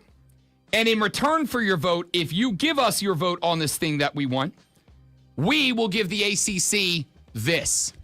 We'll give you this consideration. We will support your next proposal of this. It lets them play ball. It also says that if the B1G and the SEC want a thing, and the ACC and the Big 12 band together and say, absolutely not, that's not good for us. We're not the little guys, but we're not the big guys. That's not good for us. The SEC could theoretically reach out to all of the small conferences, the MAC, whatever, the big, whatever conferences, the smaller conferences you want to lean on here, could reach out to all of them and say, look, we need y'all to support this thing in order to get by the ACC and the Big 12. And if you, smaller conferences, will agree to this, we will agree to blank. to mandate that some of our big schools play a paycheck game with you, or that we will pour X amount of dollars into your conference for whatever purposes you need, whatever. I like this because you did not just lay down for the SEC and the Big Ten. You actually gave a bit of power to everybody else, including the ACC and the Big 12. More access, more power to everybody else means that while the SEC and the Big Ten have all the money, they don't just get to unilaterally say, this is what happens in college sports. And I think that's a good thing. All right, now let's talk some actual football. Some X's and O's, some Jimmies and Joes when we come back on The Rob Brown Show on the Fan Upstate.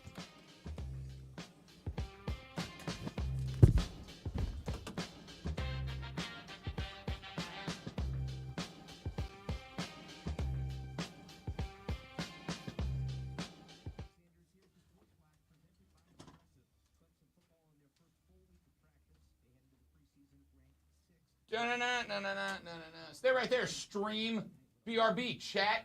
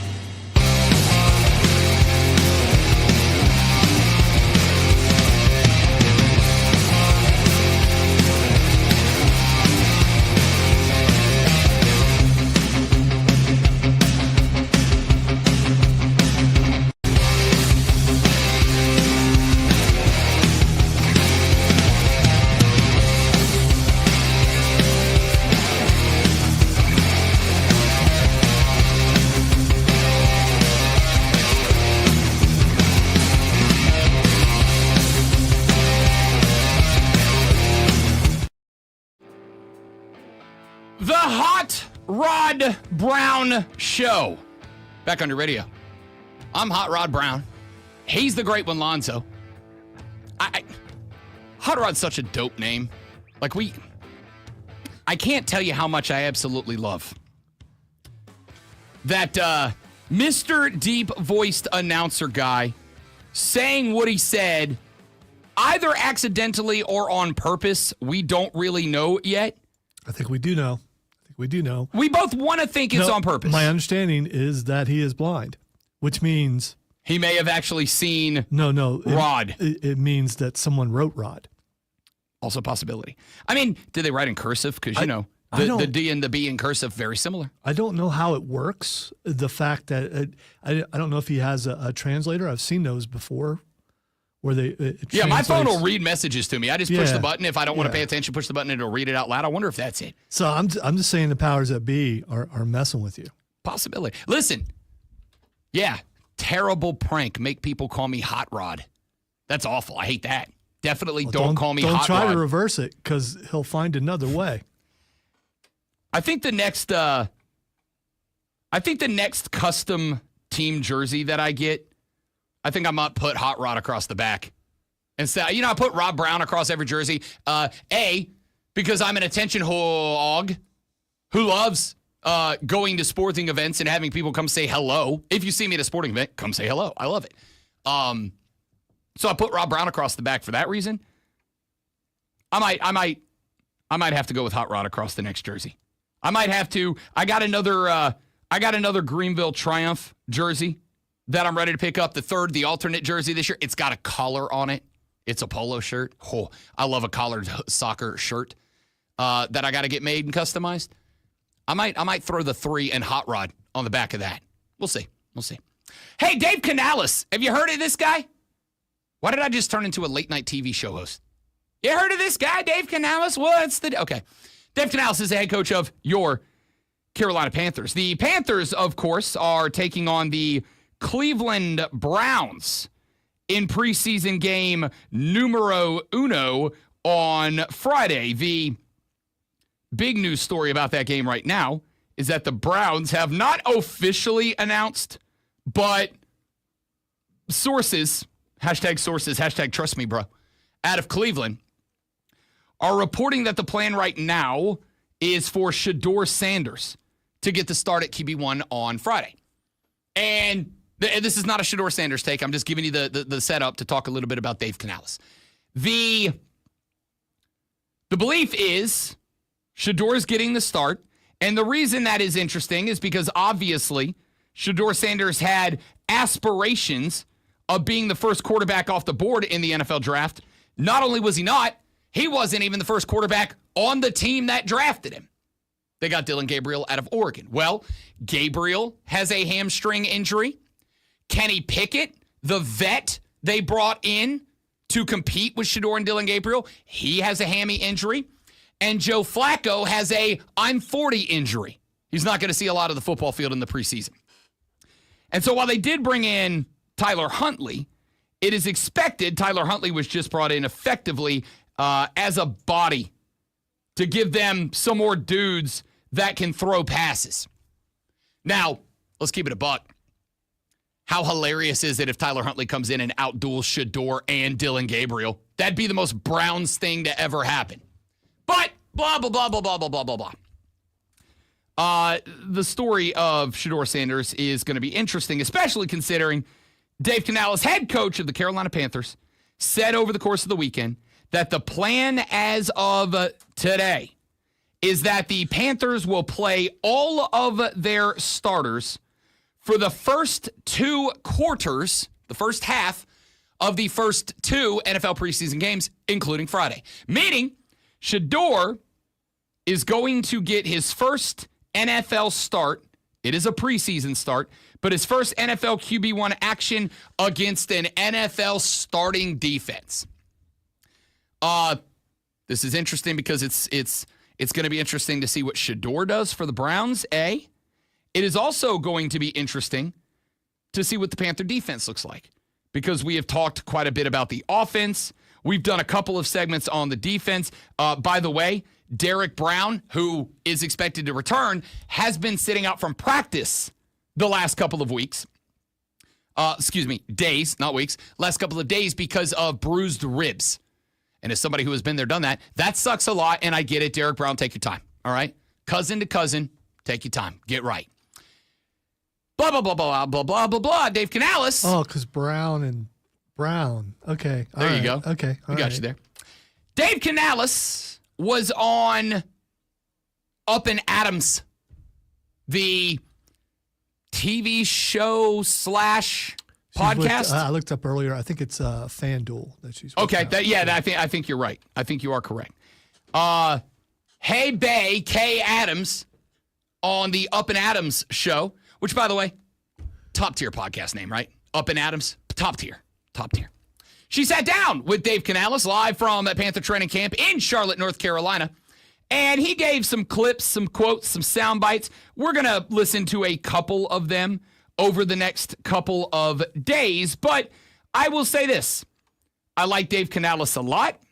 I've explained that one of the reasons that I very much like Dave Canales is he has traditionally been a coach that while he does speak in coach platitudes very frequently, I like Dave Canales because when people ask him football questions, he talks ball. He talks X's and O's. He talks formations. He talks football. And as a dude who wishes more head coaches would talk football, I appreciate that a lot. So, hey, Bay K. Adams asked Dave Canales, what is, in your opinion, as the head coach of the Carolina Panther football team, what is the difference between this year and last year through this camp so far? And I didn't change my daggum sound over because I'm not playing it through my soundboard. So what I'm going to do is reset that and ask the same question. Kay! Last year sitting here with me to now. Yeah, I think I just feel really supported. The first year is about kind of setting the foundation and explaining what we're looking for. And now I feel like I have a staff, the defensive staff. A lot of those guys were here before I got here. I have a full staff that kind of understands what we're trying to get done every day. Off-season and during camp and into the season. And then I have a group of leaders on our team, players, talk about Bryce, talk about Chuba Hubbard, J.C. Horn, Derek Brown, guys that really champion the cause and understand that we're trying to create a personality. We're trying to create a thumbprint, if you will, for how we play football. And so having all those voices, I just feel very supported where I can just kind of look for the in-betweens and the incremental improvement. So I talked about this yesterday. The reason I played that clip, and that clip is, as I mentioned, that's a long string of coaching platitudes, right? We got great guys. They play hard. We're trying to build the foundation. We're trying to develop, the blah, blah, blah. Yeah, everything that every coach of every team at every level has ever said when asked about their football team's offseason. Cool, sure, fine, whatever. I'll tell you what jumped out about that clip to me. Yesterday, in what I was mocked, and appropriately so by the great one for doing, I went on a run. If you've listened to the show for any length of time, you are more than aware that I love drawing comparisons to things across the landscape of football. Ordinarily, it's like food, relationships, but old Robbie B, the big history nerd that he is, I like drawing comparisons to history sometimes. I won't go on the whole tangent again, but I made the point yesterday that one of the things that I look for is a coach who listens, who takes into consideration other people's opinions. George Washington, father of the nation, not a great battlefield commander. In fact, was actually kind of bad as a battlefield commander. The reason George Washington was able to successfully guide the Continental Army to a victory in the Revolutionary War was not because George Washington won a lot of battles. In fact, he didn't. He got his ass whipped more than he didn't. The reason he was able to win was because he listened to his NCOs, his junior staff, his war cabinet, when they said, here's our ideas. And he put them into the plan. And he had to be talked into a couple of things. He had to be talked into the run and fight and run strategy. hit, get out, hit, get out. We're never going to win a battle, but we're never going to be decimated either. And at the end of the war, when they had all but cornered the British Army at Yorktown, Virginia, George Washington wanted to, at the time, uproot the entire army from the south, march them north, and try to take back New York City. And he had to be talked into, by the French predominantly, had to be talked into, no, you have them cornered at Yorktown. The French Navy's here, they boarded in the bay, capture this army. That is half their battlefield, take them. And Washington said, okay, if that's what y'all want to do, that's what we're going to do. And it ended up winning them the war. The reason this clip stood out to me is twofold with Dave Canales. Number one, kind of sounds like that's the coaching strategery mentality that he's brought into this. Kay said, what's the biggest difference from this point last year to this point this year? And that's a spot where Canales could have talked about football, could have talked about anything, could have talked about tactics, could have talked about player personnel, and he got into that a little bit. But I think what he really got into that piqued the old ears of one Rob Brown is that he led with, I feel supported. I got a staff. I got dudes. There were a lot of dudes here that weren't my dudes when I got here. I got a lot of dudes here that are now my dudes, and they understand who we are, what we're trying to do, what our culture is, the fingerprint we're trying to put on this program. That's the type of successful coach that you're looking for. I mentioned yesterday that Nick Saban, very few coaches can run like a dictator. Nick Saban, for the record, Nick Saban wasn't really that guy. I mean, he was a dictator. At the end of the day, the team's going to run based on his decisions and nobody else's. But there was a running gag about Alabama for years of Nick Saban's rehabilitation home for fired coaches. Because how many fired head coaches ended up in Tuscaloosa working as an analyst or a quality control coach or this coach? They all went there to learn from Nick Saban and rehab. And a lot of them went on to another job down the line. And I think that there's some level of significance to that. I think Dave Canales in this speech kind of showed this isn't a dude who is going to say my way or the bleeping highway. That's what Matt Rule did. It went real bad. My impression, though he never really entertaining enough to listen to very much, that's kind of the impression I got on Frank Reich. I'm the quarterback whisperer. It's my way. Matt Rule doesn't seem to be playing the game that way, and I appreciate it.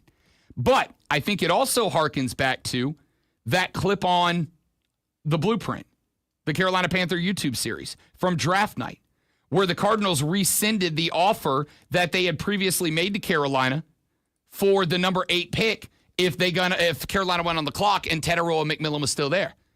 They did. He was. They called Arizona. You guys still good? Zona said, actually, we're going to walk back that trade a little bit. We're going to take some off the table. And after Dan Morgan had that conversation, he, Canales, and Brant Tillis, the VP of football, looked over at Dave Tepper. And Dave Tepper, in that clip, I made a big deal of it because it felt like a big deal, sat back, crossed his arms, and kind of gave him that nod. Like, do your thing, football guys. And then that staff of guys, Morgan, Canales, Tillis, and all their little scouts and underlings there, they all went, nope, we like McMillan. Pull the trigger. Go get the guy. I mean it. I said yesterday on the show, I run it back. And we're going to break down the other opponents in the division later. I don't have expectations for the Panthers of compete for the NFC South. My expectation is now to win it. And the more I'm hearing out of Canales, out of the coaching staff, out of Dan Morgan, etc., the more I feel confident that I'm going to look like a big, fat, stinking genius at the end of the year. We'll talk about the rest of the NFC South later on in the show. We will talk about some of the biggest events going on right now in sports, right now on the show with Lonzo Sports Flash. Yeah, we'll see how they look Friday. The Atlanta Braves dropped Game 2 of a 3-game set with a 7-2 loss to Milwaukee last night. Joey Wentz took the loss, giving up 7 hits and 5 runs in 5.1 innings with 3 strikeouts. Atlanta had 8 hits, but went just 1 for 10 with runners in scoring position. Greenville native Eli White had an RBI double and a solo home run, his 7th of the year. In a major acquisition, ESPN is buying the rights to the NFL Network and other National Football League media assets, including the rights to the league's Red Zone channel. In return, the NFL will get 10% equity stake in the network. ESPN will also take over the NFL's fantasy football assets, merging them into the ESPN portfolio. ESPN will also add 3 more NFL games per year, bringing their total to 28. That's the most I've said ESPN in a long time. Dallas Cowboys owner Jerry Jones would not comment on the availability of edge rusher Micah Parsons after practice yesterday. Jones said a large part of the decision is with Parsons himself, just days after he requested a trade.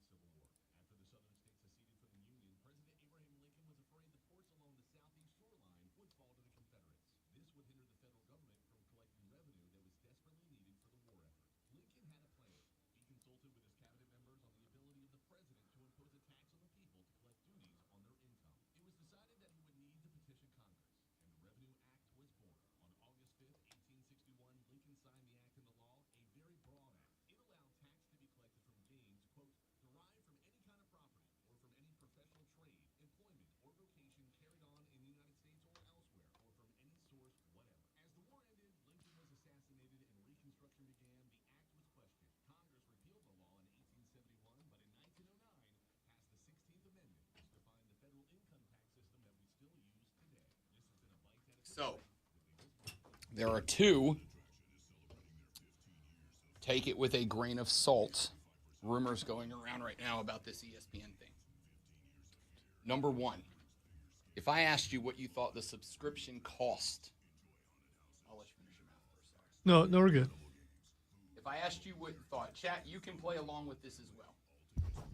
Knowing the amount of content that they have on the platform, including now the NFL Network, and including now WWE pay-per-views, UFC pay-per-views, all of the smaller sports leagues around the country, what do you think will be the monthly charge for ESPN's straight-to-consumer streaming platform? What do you think will be the monthly charge, and what would you pay for it?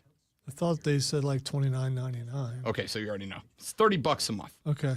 And the rumor, and this is the grain of salt thing because this could very well just be speculation, but the rumor is that as a part of this deal, WWE will do some level of on-platform content for ESPN, exclusive on-platform content for ESPN, but will also use the UFC model of pay-per-views are extra. You will have to pay the $30 a month and then pay more for SummerSlam, WrestleMania, et cetera, et By cetera. the way, UFC's deal ends with ESPN in 2025. Oh, they're at already the up end it. of 2025. I doubt so there's no way they've they been don't re-up shopping around for other places. Sure. So It'd be foolish not to. I just don't see another network being willing to kick that over. With the caveat of, for the record, but the fact that WWE just came over there and they're owned by Yeah. TKO, chances are that they're going to not stay moving. there. The caveat of someone being potentially interested in UFC down the line is the connection to high-level politics that they have, and that potentially being appealing to a demographic that they may want to invest in / have invest in them. Well, according to the AI, potential suitors are Netflix, bless me, and Amazon Prime. I mean, Bezos being interested in it is unsurprising. If Netflix would do what they're doing, because they cite the Canelo Alvarez Terrence Crawford fight that's coming up. Yeah, I'm really excited about And that. Netflix says they have no interest in pay-per-views. That might so be- if UFC went there and you wouldn't have to pay for it. Yeah. anymore. I mean, that'd be kind Be of huge cool. for Netflix. You get a huge subscription boost from that. Yeah. If you said you just pay for Netflix and you get the UFC fights, they're not pay-per-view anymore, I suspect a lot of people would jump over. Kind of like a interesting business of sports show. It's Wednesday, my dudes. This is training camp for us as well. It's the day before, preseason really gets going. Exactly. And everything, yeah. It's preseason for us as well, right? Because when we get to football season, Wednesdays are kind of the day that we will have spent a bunch of time talking about the games that were last weekend across the NFL and collegiate football landscapes. It is, however, also a time that, with the exception of the big ones, it's kind of early to start talking about the upcoming weekend's games,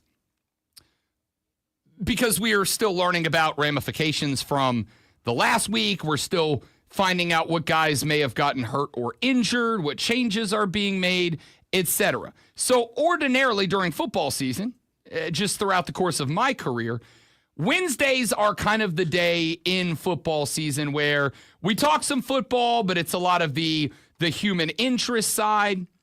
During football season, once, say, the NBA gets fired up, it's kind of where we stick a lot of the NBA segments. Football season, when we're getting into the Major League Baseball playoffs, it's where we stick a lot of baseball playoffs, et cetera, et cetera. So I do think there is some level of training camp for us, Lonzo and I, as the host of the show, and for you guys as listeners. We're rounding into form. We're conditioning. This is the wind sprints of sports talk radio. So an interesting business of sports show. And we're not going to do it You here. made me have a horrible flashback. Right lane running fast enough. You guys got 5 more. Man, I hate that guy. On the line, tweet.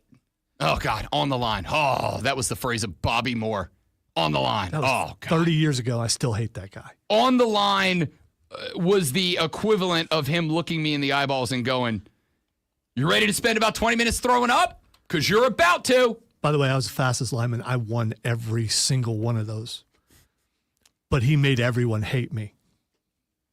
We had wheels back in the day. Back in the day. Long back in the day. So we're going to do the audio blitz here. I got a couple of clips I want to play for you before we get to the next segment. But there's a couple of thoughts, reports about this WWE deal with ESPN. Now, this is a story that involves the WWE. It's not about them. We're not going to talk wrestling. We are going to talk about future of sports broadcasting because of what we are, I don't want to say learning about this deal yet because it was just announced 2 hours ago and they didn't really give us all the details, but we are starting to see some reports flow in about it. And I do think it impacts all of us as sports fans. So we'll get to that here in just a minute. But I got the audio blitz for you, some of the best audio we've picked up since the last time we did the audio blitz, which was 24 hours ago. Xavier Leggett. We love us some XL on the show. XL is a legend. He is a national treasure. XL is a dude that I am pulling for no reason other than he is a content generating machine. And I want him and his incredible accent on the show for as long as possible. But I need him to stay in the league, healthy, successful for that to happen. Pulling for the guy. Also on top of all of that, XL just seems like a genuinely nice, good, likable guy. And on the list of guys that seem like nice, good, genuine guys that I hope we never find out anything bad about in the NFL, XL is at the top of that list right now. There was a guy on social media a couple of weeks ago who revealed that he got a Xavier Leggett tattoo. Now, he didn't just get like a real-life pictograph. No. There was a cartoon version of Xavier Legette that the Panthers put on their social media feed a few weeks ago. It's a very child's cartoon version of Xavier Legette in his blue jersey riding a very childish cartoon version of Dollar Bill waving a cowboy hat around in the air. If I may break from the rough and tumble street fighter badass image that all of you have of me for just a minute, it's a cute little cartoon of Xavier Legette. Well, a dude somewhere in North Carolina took that image to a tattoo artist and had it tattooed on his back calf. And his reward for doing that was a FaceTime from Xavier Legette to see it in person. Yo. Yo, what up, man? Hey, let me see the tat, man. It's got some second skin on there right now. Hey, yeah, I seen it when you put it on Twitter. I appreciate you getting there, man. Hey, whoever did it, tell them I like the way they did it. They did it spot on. It's identical to what they posted. But hey, we're gonna try to get you up to a game this year. Hey, man, I'm fine with that. Most different. We're gonna make it happen. Sounds good to me, brother. Most different. I appreciate it, Doc. Yeah, dude. I appreciate the FaceTime, man. For sure, man. Hey, have a good rest of your day. I gotta get back activated. Yes, sir, brother. You too, bro. Oh yeah, man. Oh, yeah, man. We're going to make it happen. I freaking adore this Did guy. you see he had to get back activated? You got to get back activated. Okay, I was just making sure I understood that part. I was a little suspect on. Well, that. again, I heard that's why I am here, the official Xavier Legette translator of the Oh upstate. no, it had nothing to do with that. It has to do with what activated. Is that what the kids say nowadays? You wouldn't know either. So maybe someone Yes, on I the would. stream who's No like under cap. 18. Fire. That's good now. You Fire. It used to be cool, now it's Are you fire. sure they still say that? Absolutely not. I am absolutely not sure. What I am 100% sure of is I've been guilty over the years of when somebody says something that strikes a chord with me, stealing that phrase moving forward. I think we're going to make it happen is going on that list. All right, man. We're going to make it happen. I love this man so much. I don't know how we're doing it. Zoe, I don't make proclamations about the show very often. I'm going to make a proclamation on the show right now. At some point, by the end of the 2025 National Football League season, I will pull every string, I will call in every favor, and I will kiss every butt that I have to call in, pull, and kiss. We're getting that dude on this show. What if he continues to drop passes? I don't care because I don't even want to talk about football with him. I could have Xavier Legette on this radio program for 4 hours, never talk about football. Honestly. Just be like, hey, man, talk to me about hunting raccoon. Can I come raccoon hunting with you? Well, my first question would be to him, and you can't. Well, you can't still because you already know how. Can he teach me how to ride a horse? Because I've never been on a horse before. And are there horses out there who could handle my LBs? You know, I'm glad you brought that up because that brings us to clip number 2, and it's a clip from Hugh Freeze, the head coach of the Auburn Tigers. Hugh Freeze is a great one. He's just like you and me. He's just another guy. He's not like us. He's rich. Okay, but like outside of that, he's just another guy. Oh, where'd that clip go? I found it. Don't worry. I'm going to find it. Hugh Freeze is the head coach of the Auburn Tigers. I wasn't talking to you, cell phone. I wasn't talking to you. Hugh Freeze is just another dude just like you and me. Oh, where's the damn clip? All right, I'll come back to it because I lost it. You're not going to get more angry and like go Chris Berman, are you? I'm getting progressively angrier because I had it pulled up and apparently I closed it and now I can't find the gosh darn thing. All right, I'll come back to that because it's absolutely worth getting to. Hugh Freeze is unintentionally hilarious. Yeah, I'll get to that. Stick with me. But I got some other clips for you. I'll have to circle back around to that one because Your favorite sports talk radio show host isn't here, but the one that is a big dumb idiot. Comedian Matt Mitchell has gained quite the following on social media. The majority of the clips that Matt Mitchell makes, and if you're on social media and stand-up comedy / college football have, like mine, dominated your algorithm, you've probably come across this guy. He is doing a web series right now on TikTok, ranking the most annoying SEC college football fan bases. And I do not know, South Carolina fans, if I should tell you to be proud that or ashamed of the fact that he has you ranked at number 9. Coming in at number 9 is a different but lovable kind of crazy called South Carolina. They are loud. They have been playing the exact same Eurodance song on repeat at max volume for almost 2 decades now. And their obsession with jokes has stunted their humor at a 7th grade level. Are they annoying?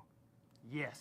But it's always wrapped up in this unique kind of crazy that South Carolina has. It's like they're blissfully unaware of how they sound to the rest of the college football world. They will loudly claim that the refs robbed them. Not once, but every time they lose. And then they are aghast when we don't believe them. They carry themselves like an elite tier program, mostly because they have experienced a moderate amount of success in the SEC, thanks to Steve Spurrier giving them just a whiff of greatness, and easily the greatest photograph ever taken in a Hoover, Alabama Arby's. But those days are gone. And the last time they saw their current coach end the season with a win, he got doused with a jug of Duke's Mayo. And they, of course, took that as a sign of national momentum. But that is what fuels the crazy. South Carolina fans genuinely believe that they can win every game. And it's hard not to admire that irresponsible level of optimism. All right, hold on. You cannot convince me that that's not Cole Bryson disguising his voice. That is Cole Bryson disguising his voice. There's a little bit of Cole. Now, it's not because I've actually seen the video of this guy recording it. It's Cole. Not only is it hilarious, but in a way that is appreciated by those of us with an extreme sense of sophomoric humor. He works a lot of Gamecocks jokes into the bit. I actually had to cut a couple out because even for me, who is kind of willing to tiptoe right up to the line, yeah, they weren't really. They were a little over it. Yeah, I doubt he did nearly as many as Mark Ryan has done in his career. So, I mean, you know. Maybe not. Here's what I will say. I listened to that. I played it because, yes, I found it funny. Yes, I found it amusing. And yes, and I say this with all the respect and love in the world, I find it to be true. But here is the thing. Gamecock fans, you have listened to me tell Clemson fans for a number of years now that everyone in the college football landscape outside of Clemson, South Carolina, finds Dabo Swinney to be a bit obnoxious. And what I have said to Clemson fans for a long time, South Carolina, is who the hell cares? Who cares what anybody outside of your community thinks about your guy? He's your guy. And as long as he is winning and you are happy with him, who cares what anybody else thinks? I would have the same reaction here. Outside of Columbia, South Carolina, you guys have earned, and I think it is in large part because I have found I don't even want to say shocking, a significant number of people in my journeys across the college football talkosphere.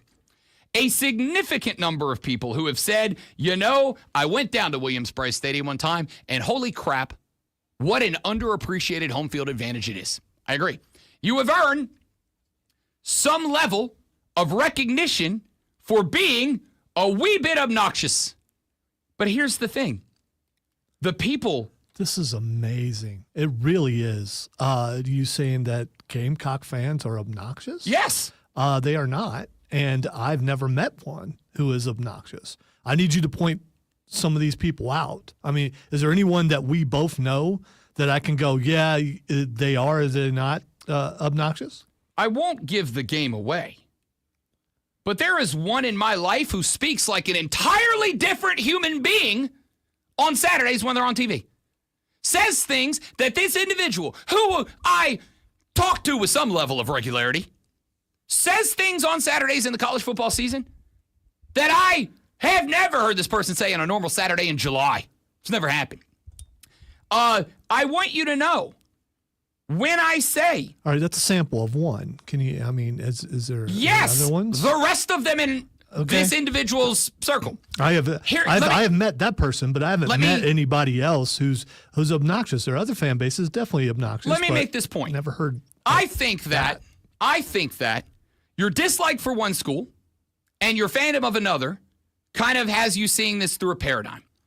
I mean it when I say, when I call a fan base obnoxious, it's a compliment from me. Do you understand that the word obnoxious has jaded your opinion? That's what I think. Lonzo, I've been to 6 games the last 4 years. They're obnoxious. And it is a compliment and a sign of respect from me.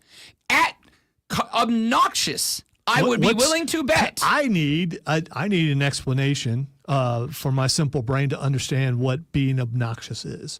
Because maybe as a fan, because fan is short for fanatic, so I'm not sure what you have to do beyond fanatic to be obnoxious. So there's a level of fanatic that makes you obnoxious, and I need examples. I mean, video evidence, audio evidence. Here, I'll give you. I've been there. They're brash. I've been there also. They're loud. And I haven't. They're vulgar. Wait. They're all the things that people I'm trying to give you your answer. How's that any different than any other football stadium? Okay, then let me rephrase that. They are more brash, more vocal, more. When's the last time you went? It's been a while. Okay. But I went a ton before you even got here. My weekend schedule has changed in such a way that I can't go anymore. But I used to go all the time, and I didn't notice any of the things that you've said. Not there. No. Okay. Nothing out of the ordinary for a normal football stadium on a Saturday. Here is South Carolina fan Jacob saying, if you sit on the away side during a packed night at Willoughby, you have no choice but to think we are obnoxious. It's a program that, again, I cannot be more more complimentary. I get it now. Than to use the word obnoxious. I get it now. I've never sat on the away side before, so okay, all right. I completely get it now. They are, and I'm married to one. No, that's not who I was talking about. No, obviously, definitely, for sure, not who I was talking about. They are obnoxious, and I say that with all due respect because obnoxious is, in the 18 years I've been doing this, probably the most regularly used adjective to describe me too. Obnoxious, loud, over the top, boisterous, maybe a little bit liquored up. Heard that. Yes, but Gamecock fans obnoxious. Never heard that before. And if somebody says to me, "You're obnoxious," I usually say, "Thank you. That's why I have a job." They are. It is elevated belief for a lack of results and success. That's obnoxious. Dallas Cowboy fans, can I say? But they're fun, and they're them. And the point that I was making here is, even if everybody else in America feels the way that comedian just described you, Gamecock fans, it doesn't matter. Because what's happening right now is you've got the highest level of recruits, maybe ever, coming to your school, seeing that, hearing that, living that, and going, this kicks ass and I want to be here. Wow, the obnoxious is what's selling out that stadium. You've just made it on a bunch of chat boards for coming to South Carolina like that. I'm so disappointed. I thought this was a place of refuge for Gamecock fans. Apparently it is not. For the 17th time. This is a sign of respect and admiration from the most obnoxious man in sports talk radio. As I have been told many times, this is respect. You're doing your thing. You got your culture. You got your vibe. And everybody that matters is buying into you right now. Recruits, current players, coaches, fans. That's all that matters. And they're all buying in. Own it. Live it. It's a sign of respect. The Rob Brown Show back after this on the Fan Upstate.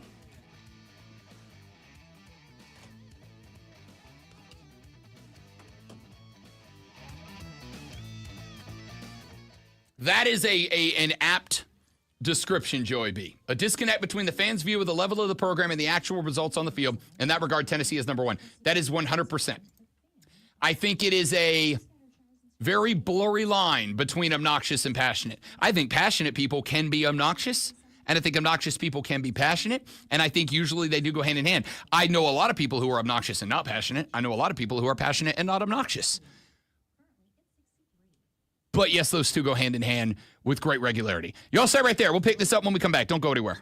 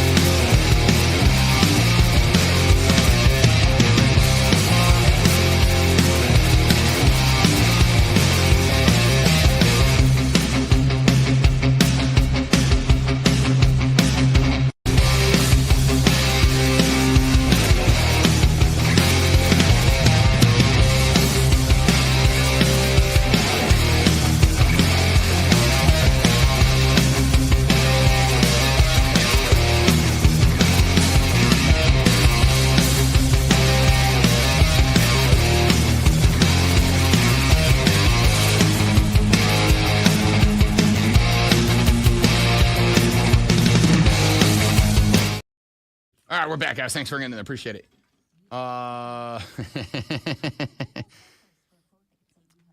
Yeah, I do like that one of his points as to why the Gamecock fans are obnoxious is how much they love leaning in on that line of jokes. And so do I. Your laughter is so sophomoric. Correct. It's very. I have never denied that. This is for a 40-year-old adult. I have never to denied laugh at such a thing. That even as a 40-year-old adult, a wiener joke still makes me laugh if it's good. I have been trying for 2 years now to find the old. Remember the old cheerleader shorts where they'd have a word across the butt?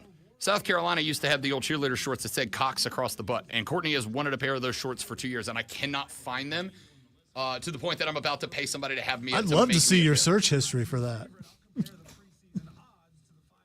That's probably fair. I do that on the personal laptop. Okay, I hope so.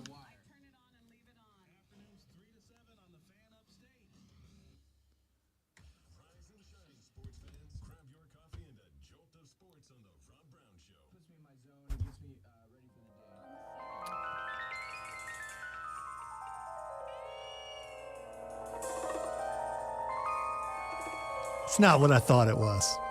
And I couldn't test it.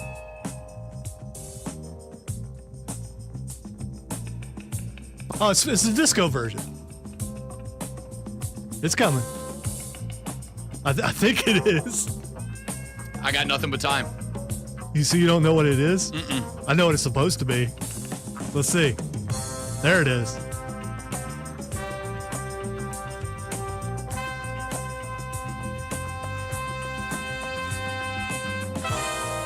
Doesn't hit quite the same.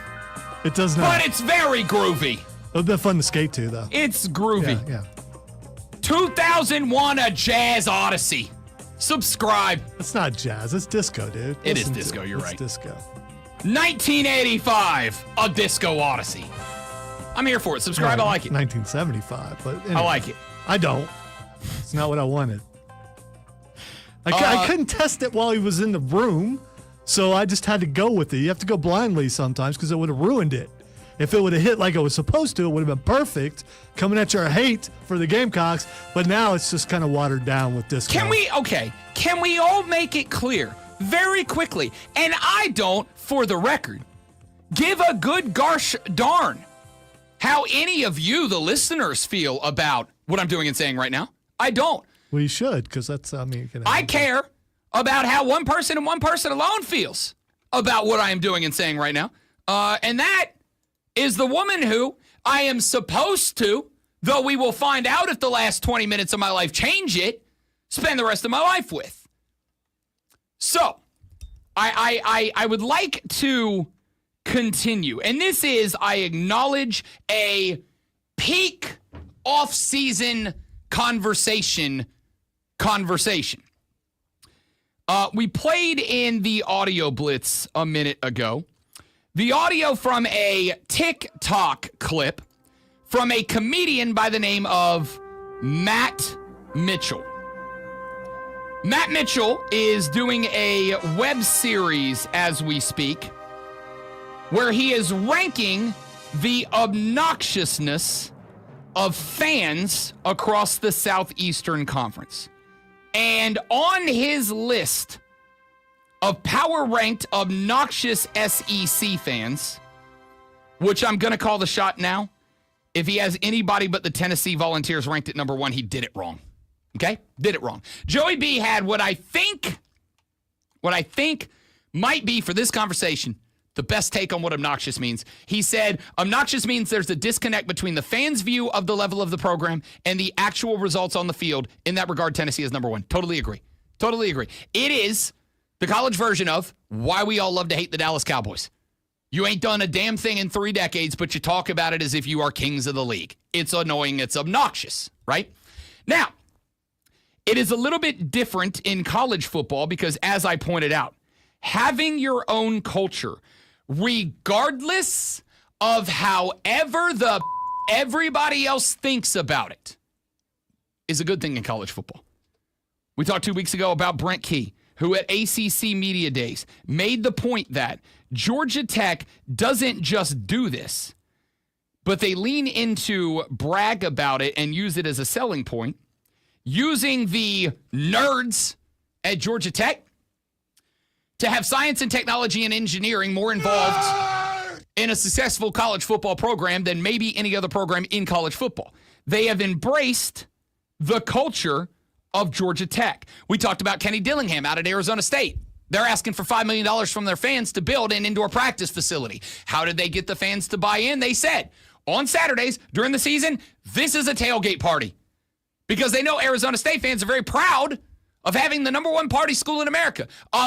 Most perhaps people outside of Arizona State might look and go, you're a college. Why would you be proud of the fact that your students are known for getting sloppy drunk at frat parties? And they go, we don't care that that's what you think. That's our thing. And we kind of love our thing, and we're going to kind of keep doing our thing. So that's how they used the culture to start getting fans to buy in to investing in their program. South Carolina fans, I say this as both a husband to one of you, all right, A, and B, somebody who wants, desires your program to go to sights unseen, to levels unconquered. Soon, please, because daddy gets paid if you do. As a fan in that regard, and as a fan by marriage of, I have, wink, wink, a lot more fun on Saturday nights when the Gamecocks win. I'm pulling for you. Bow chicka bow wow. All right? I'm pulling for you. You are obnoxious. You are. And I say that with great levels of confidence. You know who else is obnoxious? You know who else might be the most obnoxious fans in football? LSU fans. LSU fans. My whole ass family. Everybody else. LSU fans. And they're all obnoxious. And yet I love them dearly, deeply. They're my family. They're great. I have been to more LSU games in Death Valley South as I grew up an LSU fan, because that's where all my family went, the ones that were smart enough to go to college.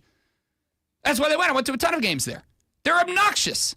But that's also the reason that they have the number one home field environment in college football. You being obnoxious is the reason that I, unprompted, I told a story on BetMGM Tonight a few months ago. Now, filling in on a random Friday night when Brad was out, doing the show with Horvat. And I don't even remember which of my Columbia stories I was telling him. But I was telling him a story about a game that I went to. I think it was the Florida game that happened at Willie B. And Ryan Horvat said, and I got to tell you, man, like, that place looks fun on TV. I was like, yo, it's electric.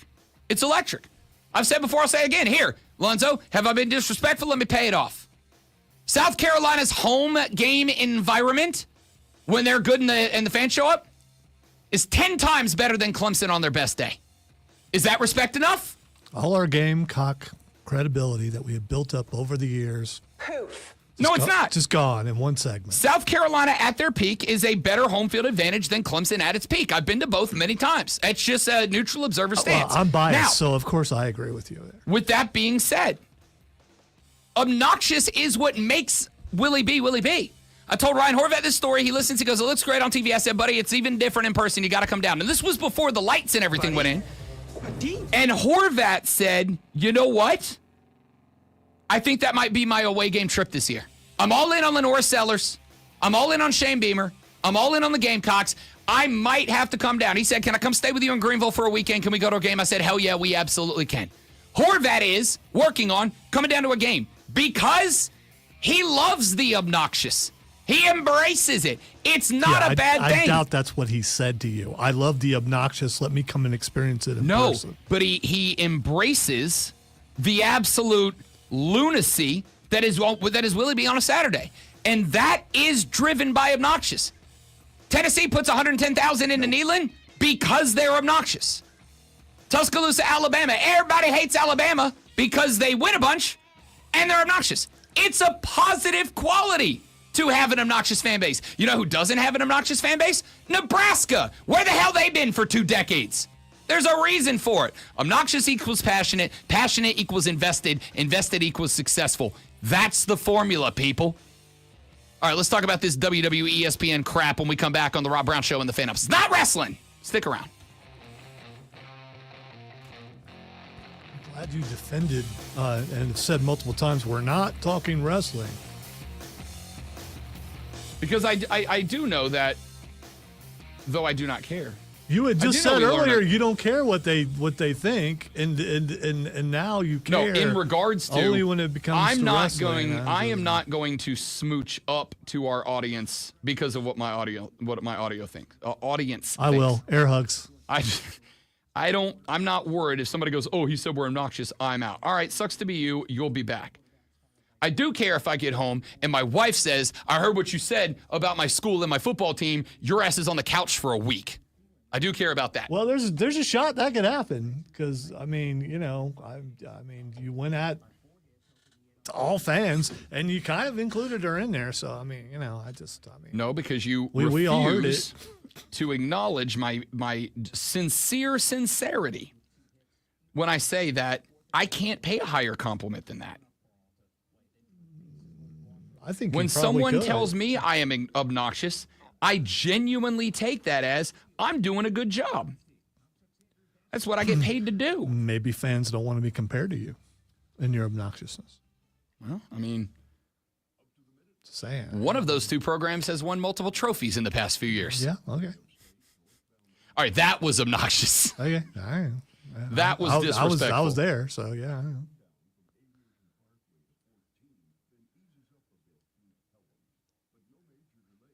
He said yesterday during one of the traffic updates, he said, no accidents, but when you get to the top of the so-and-so bridge, you're going to have a few brake taps. And I'm like, I know exactly what you mean, though I've never heard it phrased that way. Some brake taps. That was probably the day before yesterday. I'm not trying to be that guy. Whenever it was. Because we didn't have traffic yesterday, which was a problem. And 25 chain emails later, we found out it was not our fault. So...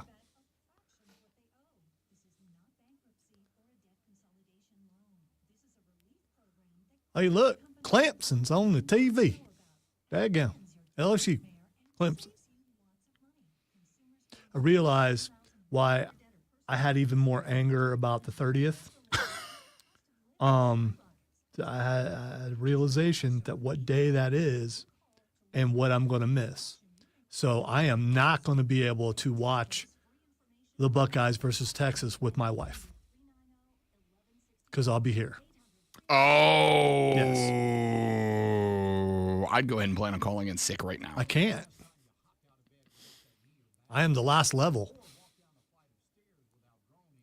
That's what you get for being management, Lonzo. Yeah, whatever.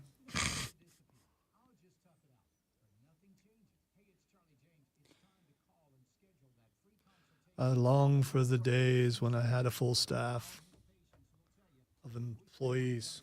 Not my employees, but just people who I'm over. I had an intern once, and it was like the greatest 6 weeks of my career. Well, I mean, it's being able to have a series of backups in place where you know if this person can't make it, that person can, and that sort of thing. Yeah. And we're in a place where I can't do that.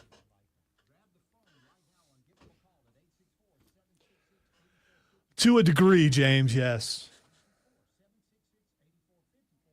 A moderately enjoyable 2-minute ride. Sophomore humor. Never goes to sleep. Never turns off. Say this, Clemson fans got real complacent after. Yeah, that. So I actually used to talk about that after the Joey B, after the 2013 Florida State Championship.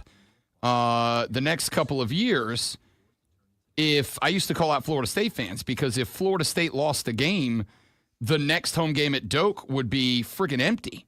And I used to point out that nothing breeds complacency in a fan group more than success because it gets to the point where you can win one championship and then half your fans suddenly think you're Nick Saban in Alabama. Like, oh, we're just going to do this for years and years and years. And it's like, that's not how it works, man. Like, if you get one, you better celebrate the crap out of it because it might be the last one you get forever.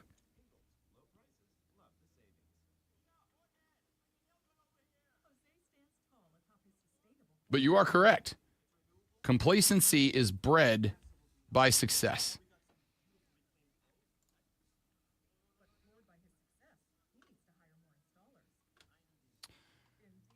I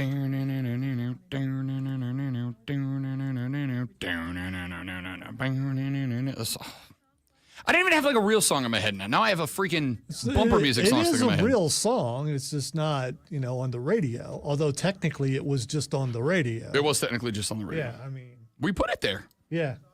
I don't know who we are, but. You put it there. I did. I did choose the song with good reason because it's catchy.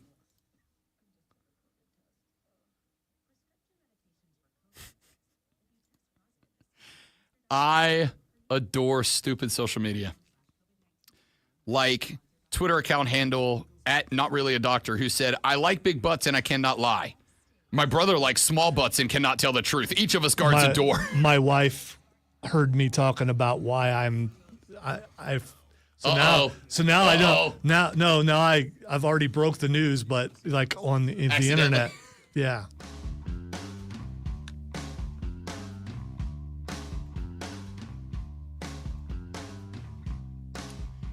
The Rob Brown Show back on your radio. It is the fan upstate. Rob Brown, the great one, Lonzo, and you. 844-326-3663. 844-FANFONE. That is the number to text the show. That is the number to call the show. That is the number to get your opinion read on or listened to on the radio program this morning, 844-326-3663. We had some fun talking about the obnoxiousness across college football. I enjoy that conversation. Nope. And again, it is a compliment. But we're going to put that to bed for a couple of minutes. Hey, you guys, I'm going home. We instead are going to talk about a story that broke right at the same time that we were coming on the airwaves this morning around 6 a.m. And we are going to talk about the story that broke around 6 a.m. in conjunction with another story that broke last night. Now, I'm not going to spend a bunch of time on these two stories as far as giving you the deets because you've already gotten them, but I will set it up. The NFL Network is now owned by ESPN. The broadcast rights to the NFL's Red Zone channel, now owned by ESPN. The NFL's fantasy football outlet is now owned by ESPN. ESPN has given the NFL a 10% equity stake in the broadcasting outlet in return for ownership of the NFL Network, the rights to the NFL's Red Zone channel, and other media properties, including their fantasy football platform. 10% equity means that the NFL will not have voting power, decision-making power with ESPN. It does mean that whatever profit ESPN gets, they get 10% of it. So, that story broke last night. At 6 a.m. this morning, another story broke. Another partnership with ESPN broke. This one from World Wrestling Entertainment, the WWE. They have now partnered, though we do not have all of the financial disclosures and data and information yet. We do know that they have partnered with ESPN. And as a part of that partnership, WWE will be moving not all. Raw's going to stay on Netflix for now. SmackDown's going to stay on USA for now. But the PLEs, WrestleMania, SummerSlam, Royal Rumble, Money in the Bank, etc., will be sometime in the very near future moving away from Peacock, the streaming service owned by NBC, and moving over to join the NFL's content on ESPN's soon-to-be rolled out straight-to-consumer streaming service. Now, we have a we have a series of reports. No, that's not the word I want to use here. We have a series of rumors that are making their way around the internet right now. None of them are confirmed. None of them are substantiated. They are rumors. But I do think they are worth talking about because I do think that it makes sense that these rumors will be the decided course of action by ESPN and, in this case, the WWE. And because I do think that this will have an impact on every sports fan in America. The rumor, I will make sure that I refer to it as and only as a rumor for the time being, as that is right now all that it is. The rumor is that WWE, when they move over to the ESPN straight-to-consumer streaming platform, the rumor is that WWE will be following the same model that ESPN and UFC use in their arrangement right now. That is to say, you pay X amount of dollars for what is currently known as ESPN Plus. Then you pay an extra monthly fee for what is called Fight Pass. Fight Pass gives you access to all of the UFC's content, except for their pay-per-views. Then you pay another $30 or whatever it is for every pay-per-view that UFC puts on, which I think, Zoe, works out to be about once a month or so. They have a big card, not like a small traveling card, like a big card, like a highlight card. About something with a number on it. Yeah, UFC 5,216, whatever we're on now. The rumor that is going around the internet right now is that WWE and ESPN will use the same model for WWE. That is to say that you will pay $30 a month for ESPN, which is the rate, the monthly rate right now for the straight-to-consumer streaming platform from ESPN. You will pay $30 a month, and then if they follow the same platform, you will pay another X amount of dollars per month in order to access WWE content on the platform, and then you will pay another X amount of dollars per month for their premium live events. For the WWE, there's one a month. And that, of course, if you're a wrestling fan, you got to watch those because that's where the storylines pay off and conclude. So, the reason I bring this up and I find this interesting is because of the impact that I think it is going to have on all of us as sports watching fans.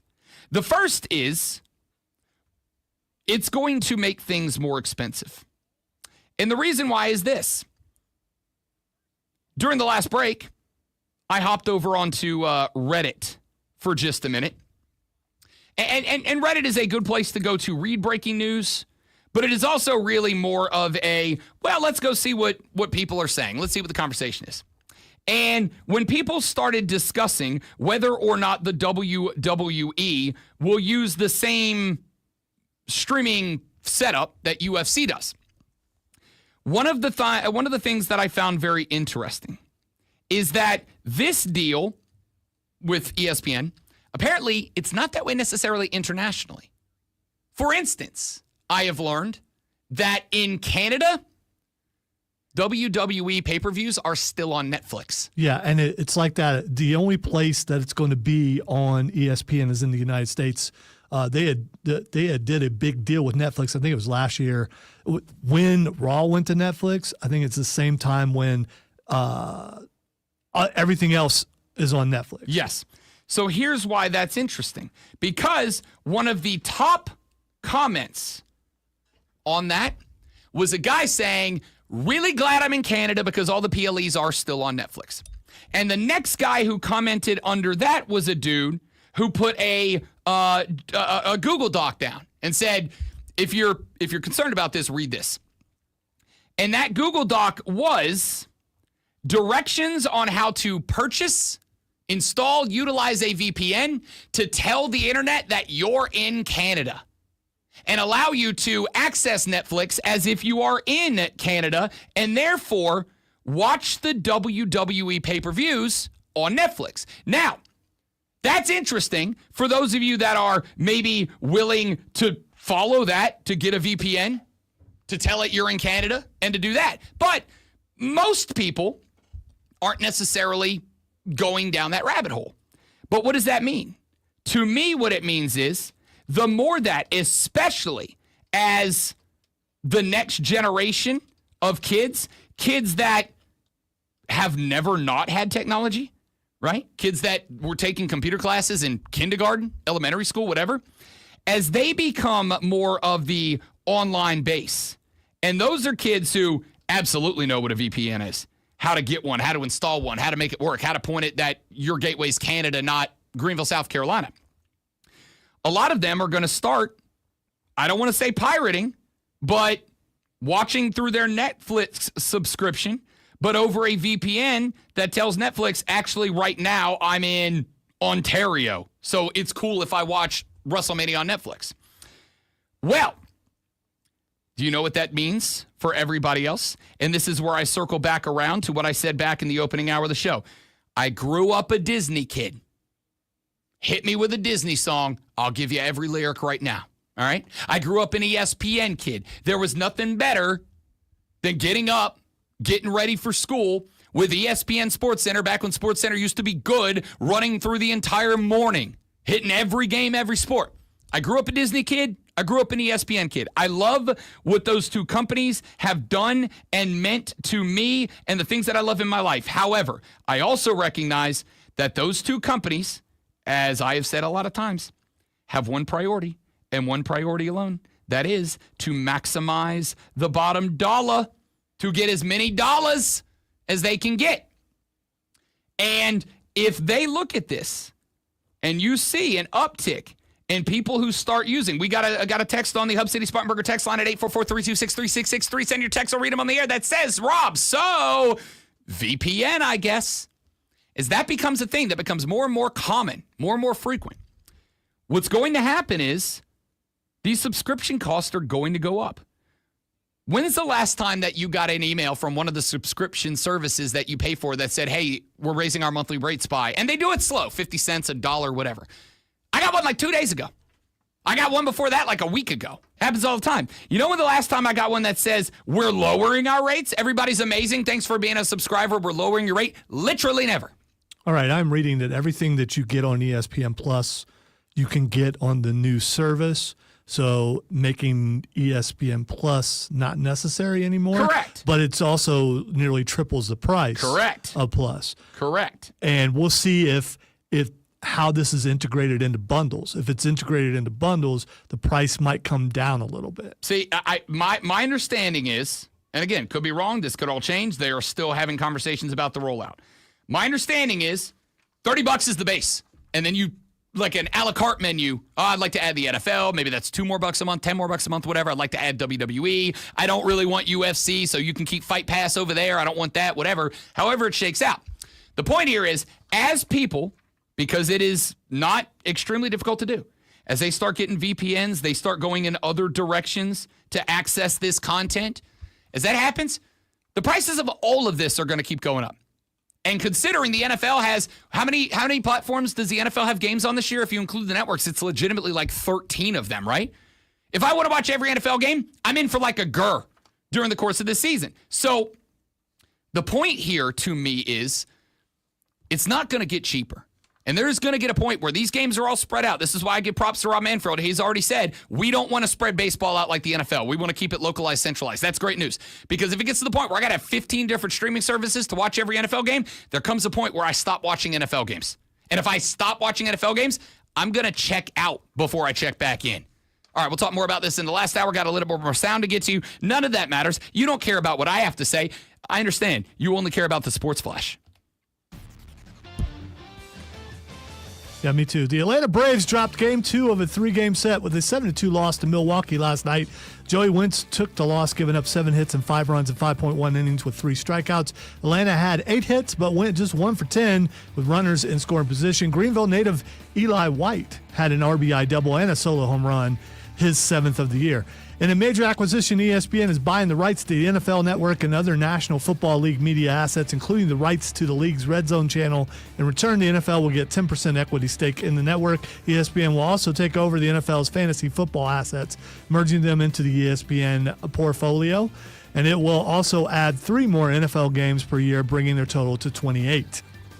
Dallas Cowboy owner Jerry Jones would not comment on the availability of edge rusher Micah Parsons. After practice yesterday, Jones said a large part of his decision is with Parsons himself, just days after he requested a trade from the team.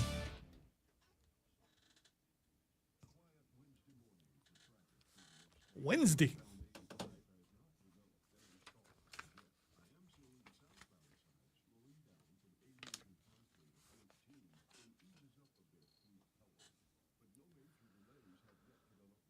Yeah, I read that too, Joe, about the channels also being integrated into it, but I don't know.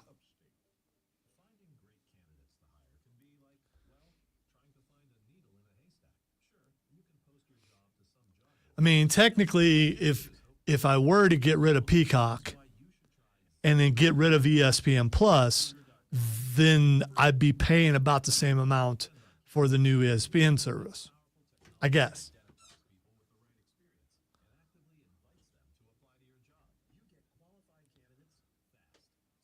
Although since I have Plus bundled in with Hulu and Disney, I don't know how much I'm actually paying for Plus. It's just, I don't know.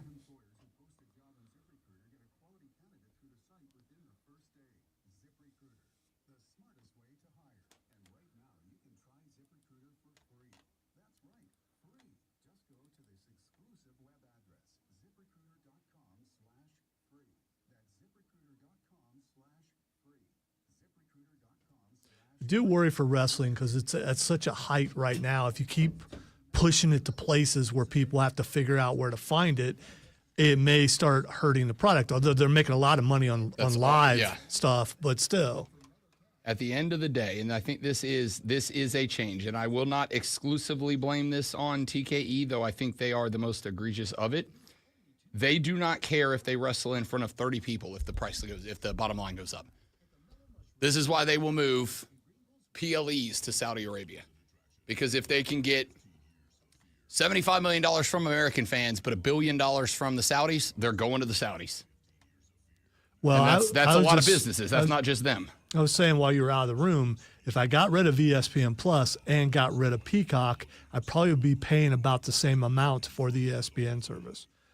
The money I'm saving on both places. I think that's what they're banking on is a lot of people would need Peacock to move over. But then something happens and my dish is out and I can't watch the NBC football game, but I could have if I still had Peacock. Yep.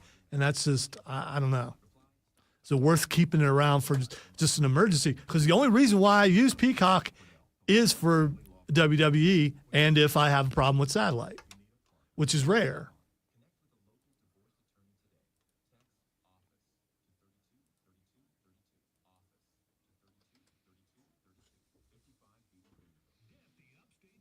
And the advantage of being able to get the other ESPN channels through this service is not a big deal to me because I have Dish. I don't really watch anything else on ESPN other than SportsCenter. I will watch some game day.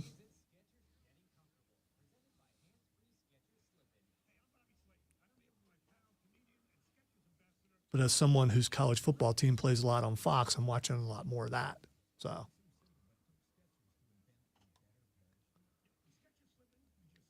And I like watching Urban Meyer because I think Rob just gets mad somewhere. Like somehow he knows I'm watching Urban Meyer. So I do. It floats in the air. It floats through the air. Have fun watching Portnoy on your show this year. You're gonna love him. No, I won't. I know that was what I meant. Yeah. I mean, you know. That's what I meant. Although, good shot. He and Urban have a fist fight, and who doesn't want to see that? Oh God, I don't have a winner there. Double knockout, double KO. Well, we all win if that happens, but I mean, you know, tell the tape, toe to toe. Yep. Who you got? I'm going with Urban. I do too. Portnoy Portnoy strikes me as the talks a bunch of stuff but can't back it up kind of thing. Like all the dudes that work for him are all big dudes for a reason kind of the guy, right? Meat shields.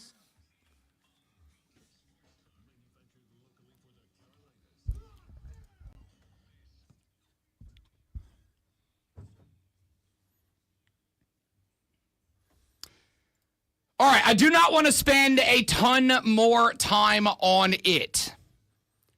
The two big stories in the media world from the last 2 days. The NFL Network, now owned by ESPN, they gave 10% equitable share to ESPN, ESPN gave them a 10% equity share in the company in return for ownership of the NFL Network and the linear broadcasting rights for the Red Zone channel. We also found out this morning that on top of that acquisition by ESPN, they have also acquired the rights to, and it basically breaks down to, marquee WWE premium live events. Now, I don't know how much heavy lifting the word marquee is doing there. Does that mean the big four? Does that mean the big four plus a couple of others? Does that mean all of them? It's going to be all of them. I mean, from what I've read, it's going to be, I know that up on the screen right now it says marquee, but every PLE is marquee. Yeah, that would be my bet as well. So I'm just going to make one point, and then we're going to be done with this, and we're going to get into some other sports stories as we work our way towards NFL Week 1 getting started in earnest tomorrow night. We'll talk a little Panthers coming up in a few minutes, et cetera, et cetera. I have a couple of thoughts. Number one, and a texter just said what I was going to say, so I'll read the text. Quote, I'm not sure that making WWE fully subscription only is a good idea to grow the fan base. You have to consistently grow a fan base or it will dwindle.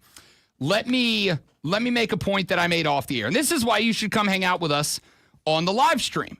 Facebook.com/TheFanUpstate. The Fan Upstate on Twitter. The Fan Upstate on YouTube. Go give us a like, a follow, a subscribe, whatever you're on.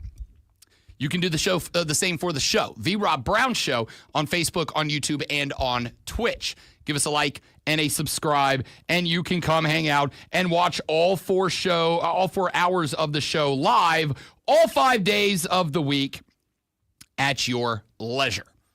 So, I said this during the break. I'll say it again here.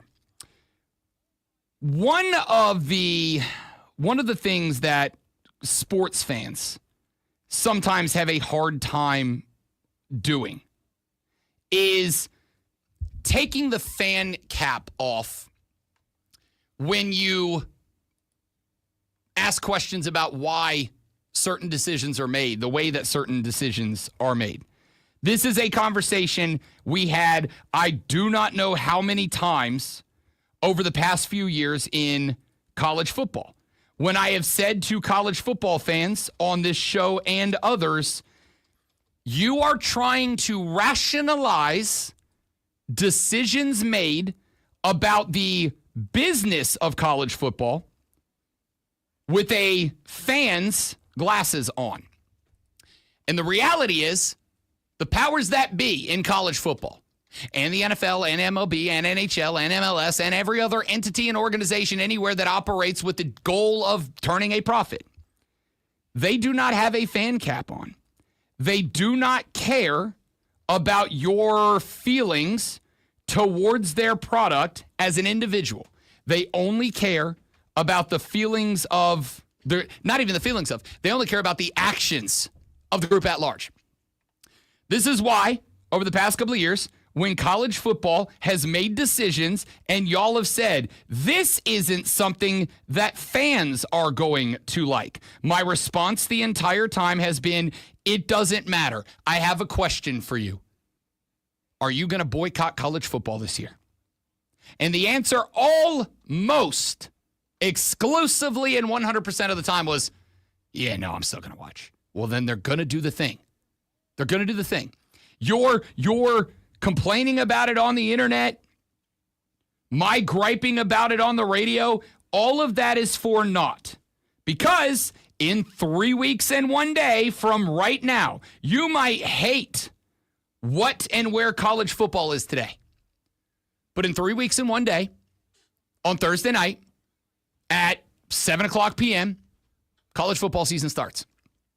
And we all know that the overwhelming majority of us, those of us talking on the radio, those of us listening to the radio, those of you watching on the live stream from all around the world, you know, I know, we know, collectively, we're all going to have our happy asses sitting on couches and lazy boys in milk cartons around the country. Not cartons, what do they call them? Milk crates around the country watching college football. Yeah, if you're sitting on a milk cart, that sounds like painful, or you're into some weird stuff. When the little brother and I were kids, my parents still had milk crates, and that was the kids' furniture. We had milk crates. I'm milk crate old. Yeah, that just reminds me of working at a grocery store. Thanks.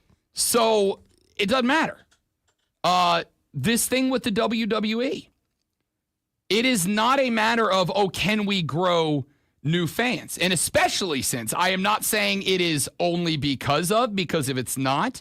And I'm not even saying they're the only company like this, because every major professional sporting outfit, not league, outfit, college football included, has the same mentality. I think it has just become more obvious since WWE was purchased by TKO. At the end of the day, there is only one thing that matters: share price. That's it. That's all that matters. If the share price goes up and the cash money comes in, then that decision is the decision they will make. We can all day, and we do and we have and we will, at least I will, say, I think it is gross to have events in Saudi Arabia. I think it is gross to have the working relationship with Saudi Arabia that the WWE has. I think it is gross. And yet, on Thursday at 9:20, tomorrow morning at 9:20, it'll be time for Fight Club. And what are we going to do? We're going to talk about SummerSlam. We're going to break down our favorite matches and moments and memories and yada, yada, yada. And we're going to talk about CM Punk being champion for 5 minutes, the shortest championship span in the history of the company, by the way. Congrats, CM Punk. You sure it was 5 minutes? I thought it was less than that. It was like 5 minutes and 11 seconds, because you got to remember Seth had like a 3.5 minute entrance before he got to the ring. Spoiler alert. We're going to come in here and talk about it. So I can think it is disgusting to my core that they are having a relationship with Saudi Arabia that is now expanded to taking bona fide, genuine, legitimate crown jewel pay-per-views to Riyadh, Saudi Arabia. But it doesn't matter, because I still watched. I still gave them my eyeballs. I'm still going to talk about it because I love wrestling, right? And if they can go to Saudi Arabia and they can get some crown prince to give them $1 billion so that he and a few of his buddies can watch Seth Rollins in person, they don't care how I feel about it. They got $1 billion. Of course they don't care. These companies operate with the bottom line as their only concern. This is the same conversation we had earlier about ESPN acquiring the NFL Net, and to me, more importantly, I'm not really super concerned about the NFL Network. The NFL Network is a mainstay on my television like a handful of days a year. Anytime that they replay the 2009 Super Bowl where the Saints won, I'll rewatch that. Anytime during preseason where they are doing live from camp segments, I'll watch those. And then I watch the games that are on the NFL Network. And that's pretty much my experience. There is only one element of that whole conversation that I care about, and that is the Red Zone channel. Big Scott Hansen guy over here. Big fan of 8 hours of commercial-free football. Big fan. I'm a big fan because it is the last refuge of sport that does not include hot takes, controversial opinions, and attention-seeking behavior. It's the last place to go. I can't tune in to any other show on any network, anywhere, at any time. Even the report shows have dudes and dudettes that are throwing their hot takes into the mix. Okay? Not Scott Hansen. I trust Scott Hansen with my Sunday television watching pleasure. Because Scott Hansen, he's not hitting you with hot takes and opinions. He just says, The Bills are in the red zone. Let's take you live to Buffalo, New York. And then they flip the audio on the game.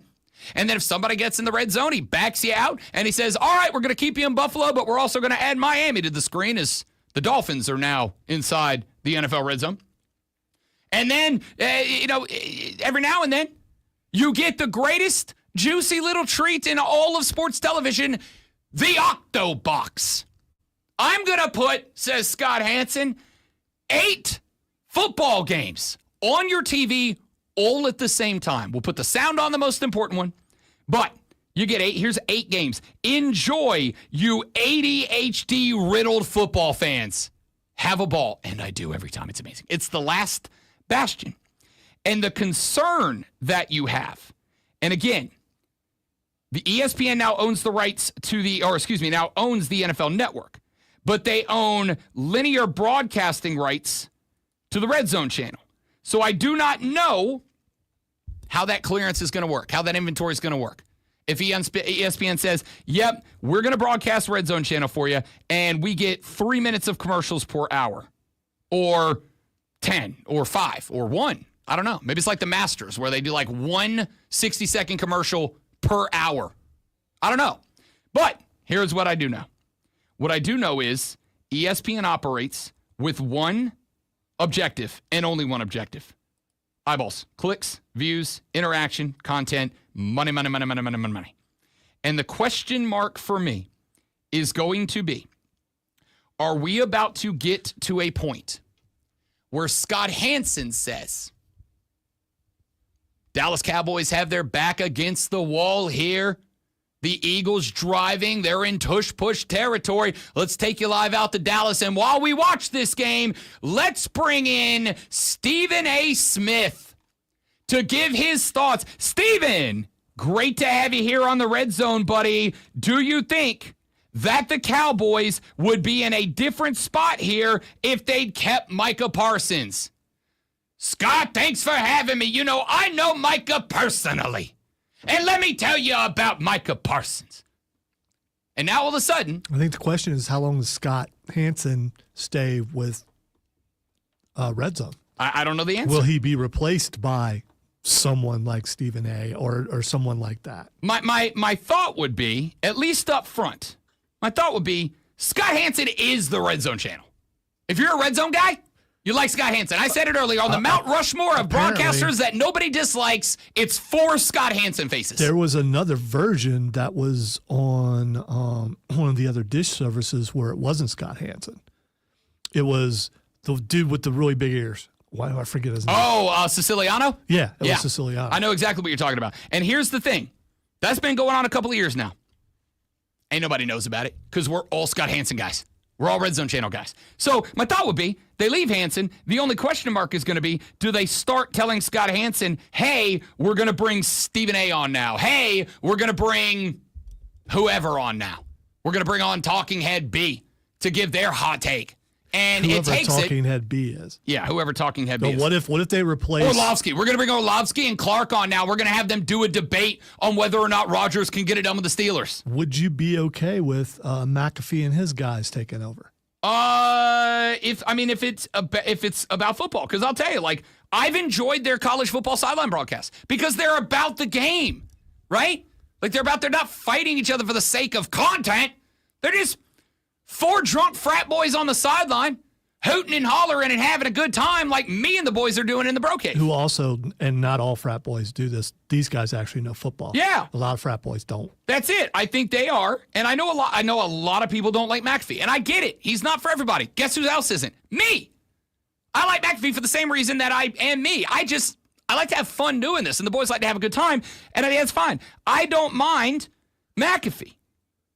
In fact, quite the opposite. I really enjoy McAfee. If they did a Pat McAfee's NFL Sunday Spectacular, or it's just him and the boys, and they did the NFL Net Red Zone channel, but it was just Pat and AJ and the fellas just shooting the bleep about football, yeah, I'd probably check in on that. But I'm still a Red Zone channel guy. And so the ultimate thought for me is this. As I sat here during the break, and I tried to, off the top of my head, think of every platform that the NFL has games going across this year. Prime, Do they? I think they have one on Hulu or a couple on Hulu. Peacock, ESPN, ESPN Online. What else? I mean, there's legitimately, if you include the networks. One of those because the thing that's below NXT is on one of those TV services.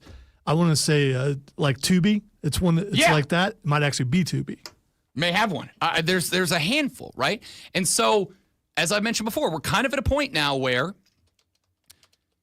we're just back to cable. It is like Tubi, we're just by back the to way. cable. WWE Evolve is on Tubi. That's it. So we're just back to cable at this point. And the problem that I have with it, and this is where I get super nerdy, the problem that I have with it is we're back to cable where I've got to have 9 different streaming services to watch every NFL game, which also means I have to have 9 different apps eating up memory on my Xbox where I have all of my entertainment centered in the crib, right? So we're kind of back there, and the concern I have is this. And not concern, it's going to happen. But the thought process that I have is this. Because you've got to have 9 different services, somebody did the math on it. And I don't have the number right here in front of me, but I read it a handful of days ago. If you were to pay for just the month that those platforms have NFL games on, right? If you just paid month by month for only months they have NFL series, you are in the hole. If you want to watch every NFL game, including playoff games, because Prime's got a playoff game too this year. If you want to watch every NFL game, you are in the hole over $1,000 to be able to have access to every game. And I don't know how much that changes with ESPN getting the rights to the NFL when they decide what games are going where. But I'm going to tell you what's going to happen right now. What's going to happen right now is, as we are back to cable, just like started to happen at the end of the cable era that forced the beginning of the streaming era a number of years ago. What's going to happen is people are going to look and they're going to say, yeah, I'm not paying $1,100+ a month to watch every NFL game. I'm going to grab a VPN and I'm going to start streaming everything. I'm going to start pirating everything. And then, because they are going to see, maybe not a torrent, but a healthy number of people who jump to VPNs and start stealing, pirating these games, what's going to happen is all those subscription costs that make it $1,100 to watch every NFL game, they're all going to go up to make up for the people who left. And now those of us that stay, you're in for $1,300, $1,400 a month. And then and it's going to go up and up and up. I don't know where we go from here. What I do know is by the NFL, by WWE, by basically everybody except MLB, who Rob Manfred said like 2 weeks ago, we talked about it on the show. He wants to centralize MLB. He does not want games on 95 different streaming services. I want them all in one place. So every MLB fan knows where to go to get a game. I think it's a brilliant idea. We're going to get to a point where I don't know what happens. I do know piracy is going to pick up. I know subscription costs are going to come up. And then at some point, fans are going to start bailing because it's just not worth the cost. Then what happens? I genuinely don't know. Let's take a break. We're back after this. The Rob Brown Show's on your radio. It's the Fan Upstate. No more TV talk. Unless ESPN buys something else. Even if they don't, they're going to raise the price because they're... Yeah, no, that's fair. That was kind of the point I had earlier, Joey B, was I have in the last... I don't know. I have a app on my phone that is basically linked to my bank account, and because I am a terrible finance dude, it watches my bank account for me, and it tracks and catalogs everything that happens, right? So I tell it anytime I have a subscription payment, log it, that way I can go in. And it sends me an email whenever one of my subscription costs change. And about once every 2-3 weeks, I get a notification that says, Peacock is charging you $2 more than they were last time. Disney Plus just went up. When I started with Disney Plus, it was like $10.99 a month. Now it's like $19.99 a month, right? And I have it because they got all the Marvel stuff on there. And I love it. But it's like, at which point do I go, I love Marvel, but like not X amount of dollars a month? I don't know. So they are absolutely going to raise the price. And my question is, where's the price point where even hardcore fans get to a point that they start to go, I can't pay that much. I love the NFL. I'm going to miss it. I'll just check out the highlights. I don't know. Y'all stay right there. Be right back.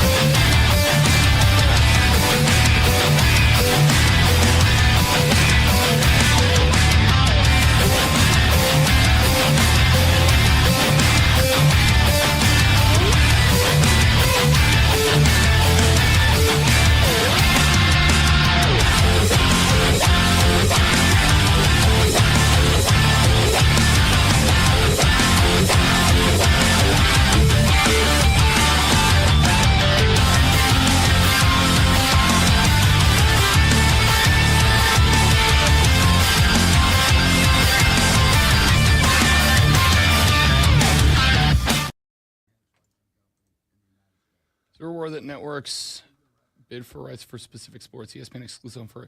Yeah, I mean, I think to some degree, Keegan, we're probably already headed in that direction. I think that's what baseball's trying out. I said it on the air. I don't know if you heard it. Rob Manfred a couple of weeks ago made big news. I think he said it on the McAfee show, as a matter of fact, when he said that he wants Major League Baseball to have its product not spread out across 11 networks. He wants it all in one place so that baseball fans, when they want to watch a game, they just know where to go. It's on this app or that service or whatever. But I think the business reason for that is, could you cause a bigger bidding war between only the billion-dollar, multi-billion-dollar corporations that have the money to pay you for it? Could you cause a bigger bidding war if you sell the entirety of baseball to one outlet, right? And you say, our teams are still going to be in control of their local coverage, but they're also going to send all their feeds to this one big company. And this one big company is going to have every MLB game. Because I'm going to tell you right now, as a Major League Baseball guy, I would pay hundreds of dollars a season if there was a streaming platform that had every Major League Baseball game. Any game I wanted to watch all the time. I would pay good money for that. And I think that might be something that Rob Manfred might look to try when it's time for baseball to bid out their product again. I think that might be why he made that announcement the other day. The reason that teams are doing what they're doing, or excuse me, leagues are doing what they are doing now, obviously, is because I can get $1 billion from Apple, and I can get $1 billion from Prime, and I can get $1 billion from Peacock, and I can get $1 billion from Tubi, and I can get $1 billion and $1 billion and $1 billion, and I might get $8, $9, $10 billion to give everybody 4 or 5 games instead of $8 million to give one person all of the games. And at the end of the day, if it makes our lives tougher, but they get $2 billion more, that's what they're going to do. Just a thought.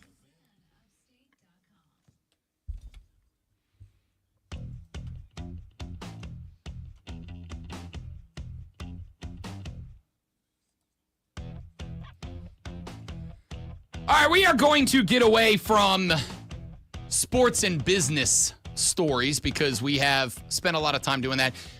Sorry, real quick. Did you see this? Great one. On ESPN right now is the story, if you have not seen it. I did not, but run, dude. Run. So, the Seattle Kraken, which are the NHL team in Seattle, they took their mascot, who I believe is named Bowie. They took their mascot out to do a promo shoot with some fly fishermen out on a river.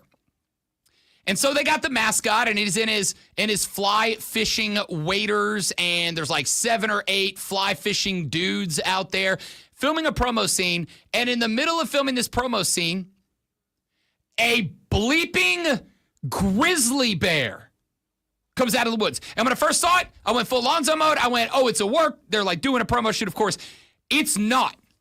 There are some things that I just saw that I find disturbing. The fishermen didn't care. They just kept walking. And then the other thing is, the mascot did not take the mascot head off. Me or you, That head is coming off so I can see where I'm going when I'm running. That head's coming off, and I'm throwing it at the bear. Well, yeah, at I'm least hoping it thinks it's a real head. Using it as a barrier between me and the bear. I don't. Yeah, I don't know. I don't know. If I'm coming to sports, but I have to talk about this. So there is an old expression. I don't have to be faster than the bear. Right. I just have to be faster than you. Exactly. And I have just watched that become literally true because you are correct. Those fly fishermen, they're not throwing their gear and shedding clothes and sprinting, but every one of them turned around and went, well, I'm clearly outrunning a mascot, so I'm probably good. Probably because if they take off running, the bear's apex chase instinct catch in, right? Like I'm a dog guy. You get told all the time, if your dog is not coming, if they're out in the yard off leash or whatever, and they're not coming back, the best way to get your dog to follow you is not to try to run and catch them. It's the opposite. You run at the house, and the dog's chase instinct catch in. You don't want to run from the grizzly bear because you don't want his apex predator chase instinct to catch in. At the same time, 1,000%, I'm keeping the mascot between me and the bear. That's incredible. Incredible. I don't know what it costs to dry clean the interior of a mascot outfit, but they're about to find out. I also would, if we haven't heard the audio, I wonder what the mascot is saying. It's like,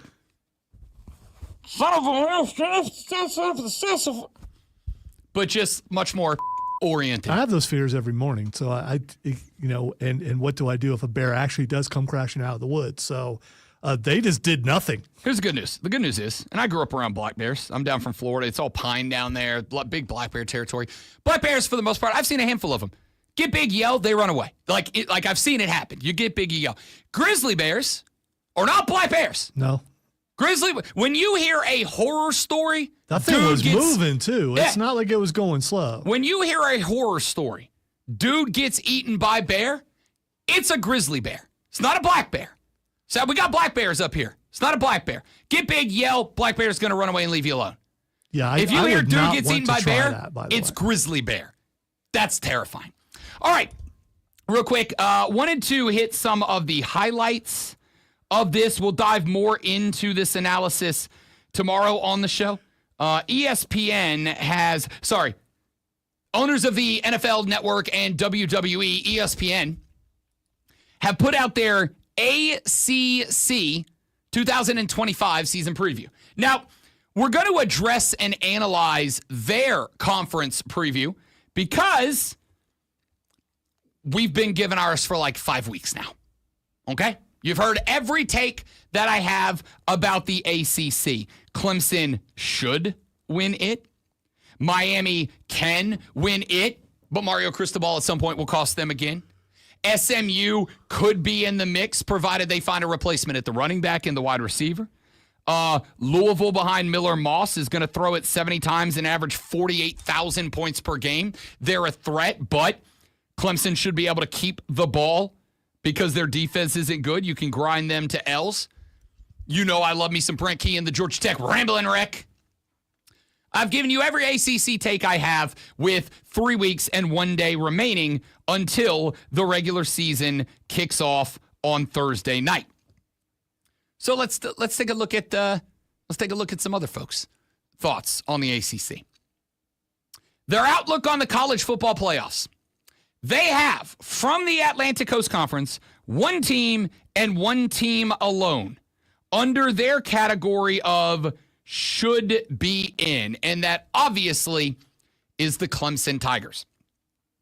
They wrote up, quote, there's a lot of hype around the Tigers this season, and rightfully so. They return experience, talent, and future NFL picks, including quarterback Cade Klubnik, receivers Antonio Williams and Bryant Wesco Jr., and imposing defensive linemen Peter Woods and TJ Parker. 11 Clemson players made the preseason All-ACC team, and Klubnik was voted the preseason ACC Player of the Year. Debo Swinney said this team had a similar look to the ones that had previously competed for national titles at Clemson, but he also said losing in the first round to the CFP last season served to galvanize the team in the offseason. After making 6 straight CFP appearances in the early days of the playoff, Clemson missed out on 3 years in a row, leading to questions about not only Swinney, but the state of the program. Making the playoff last season when it appeared all hope was lost after a regular season finale loss to South Carolina gave this group of Tigers a taste of what it's like to compete in the CFP. Now they want to win it all.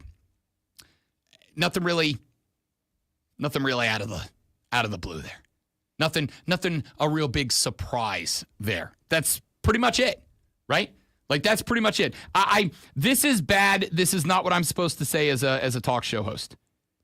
But I agree with Dabo Swinney and something that I heard him say in a couple of interviews at ACC Media Days. Talking season's over. It's an old Steve Spurrier quote. And it is, in this case, very apropos. Talking season's over.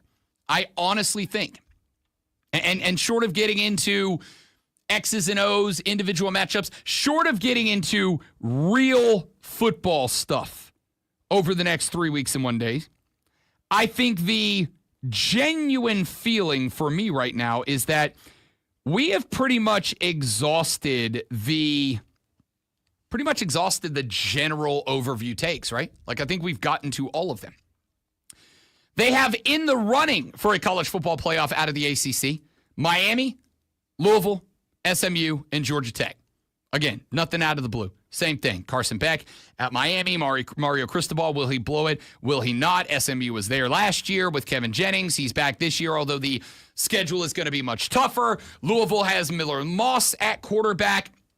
But they also may have this part, actually, we haven't really mentioned yet because we've been so dialed in on Jeff Brom and Miller Moss that I have not really talked about the fact that Isaac Brown and Duke Watson might be the best 1-2 running back punch. Not individual running backs, but best 1-2 punch in the league this year. Another reason I think Louisville is a good bet. I told Horvat last night, you don't want to bet Clemson because the number's too low for a conference championship game and a bet that won't get paid off until January. Louisville's 12-1 to win the conference right now. Not a bad bet. Good run game. It's all going to come down to, is Miller Moss the guy, and how much is Jeff Brum comfortable using the guy? And then, of course, Georgia Tech with Haynes King and Jamal Haynes at quarterback and running back, respectively, plus Brent Key, who spent this offseason building up the offensive line. I love Georgia Tech. I genuinely think Georgia Tech is in the hunt for a playoff spot this year. I think Georgia Tech could be this year what SMU was last year. I think Georgia Tech could be this year's SMU. Somebody asked Horvat the other day, who is this year's Indiana? And Horvat's answer was, I think Indiana is this year's Indiana. And I, at the time, laughed and agreed. I'm going to change it up a little bit.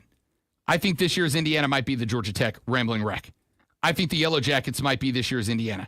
I think they might be the team that at the end of the year, they find their way in. Nobody believes in them. Maybe it's justified, maybe it's not. But I think Brent Key, who after ACC Media Days #1 that we had him on this show, both Lonzo and I walked away from that interview going, as a football dude. That's an offensive lineman. That's a football dude he's got no other thoughts on the brain but football. They're in. Best games of the season in the ACC, according to Bill Connolly of ESPN. Obviously opens with LSU at Clemson on August 30th. I don't think we need to talk about why that game matters anymore. We will, because we're like 3 weeks and 4 days from that game. But you know what that one is. Miami at Florida State, October 4th. Hey, if Florida State bounces back, if they have a bounce back year, maybe this is a game that keeps Miami out of the playoffs. That is also Miami's ACC opener. Interesting. Louisville at Miami on October 17th. That's a Friday night game. The Cardinals hope to win the championship. Might be dictated in that game. Miami SMU on November 1st. The two teams vying to be the number 2 team in the conference. Winner of that game might be it. They got Clemson at Louisville on November 14th. Say it is the tightest projected conference game of the year, and you got to go to Louisville to get it done. Last time you were up there, last time you faced off with Louisville, 33-21. So there you go. There's some ACC thoughts from ESPN. What do we like? What do we not? Back after this on the Rob Brown Show in the Fan Upstate.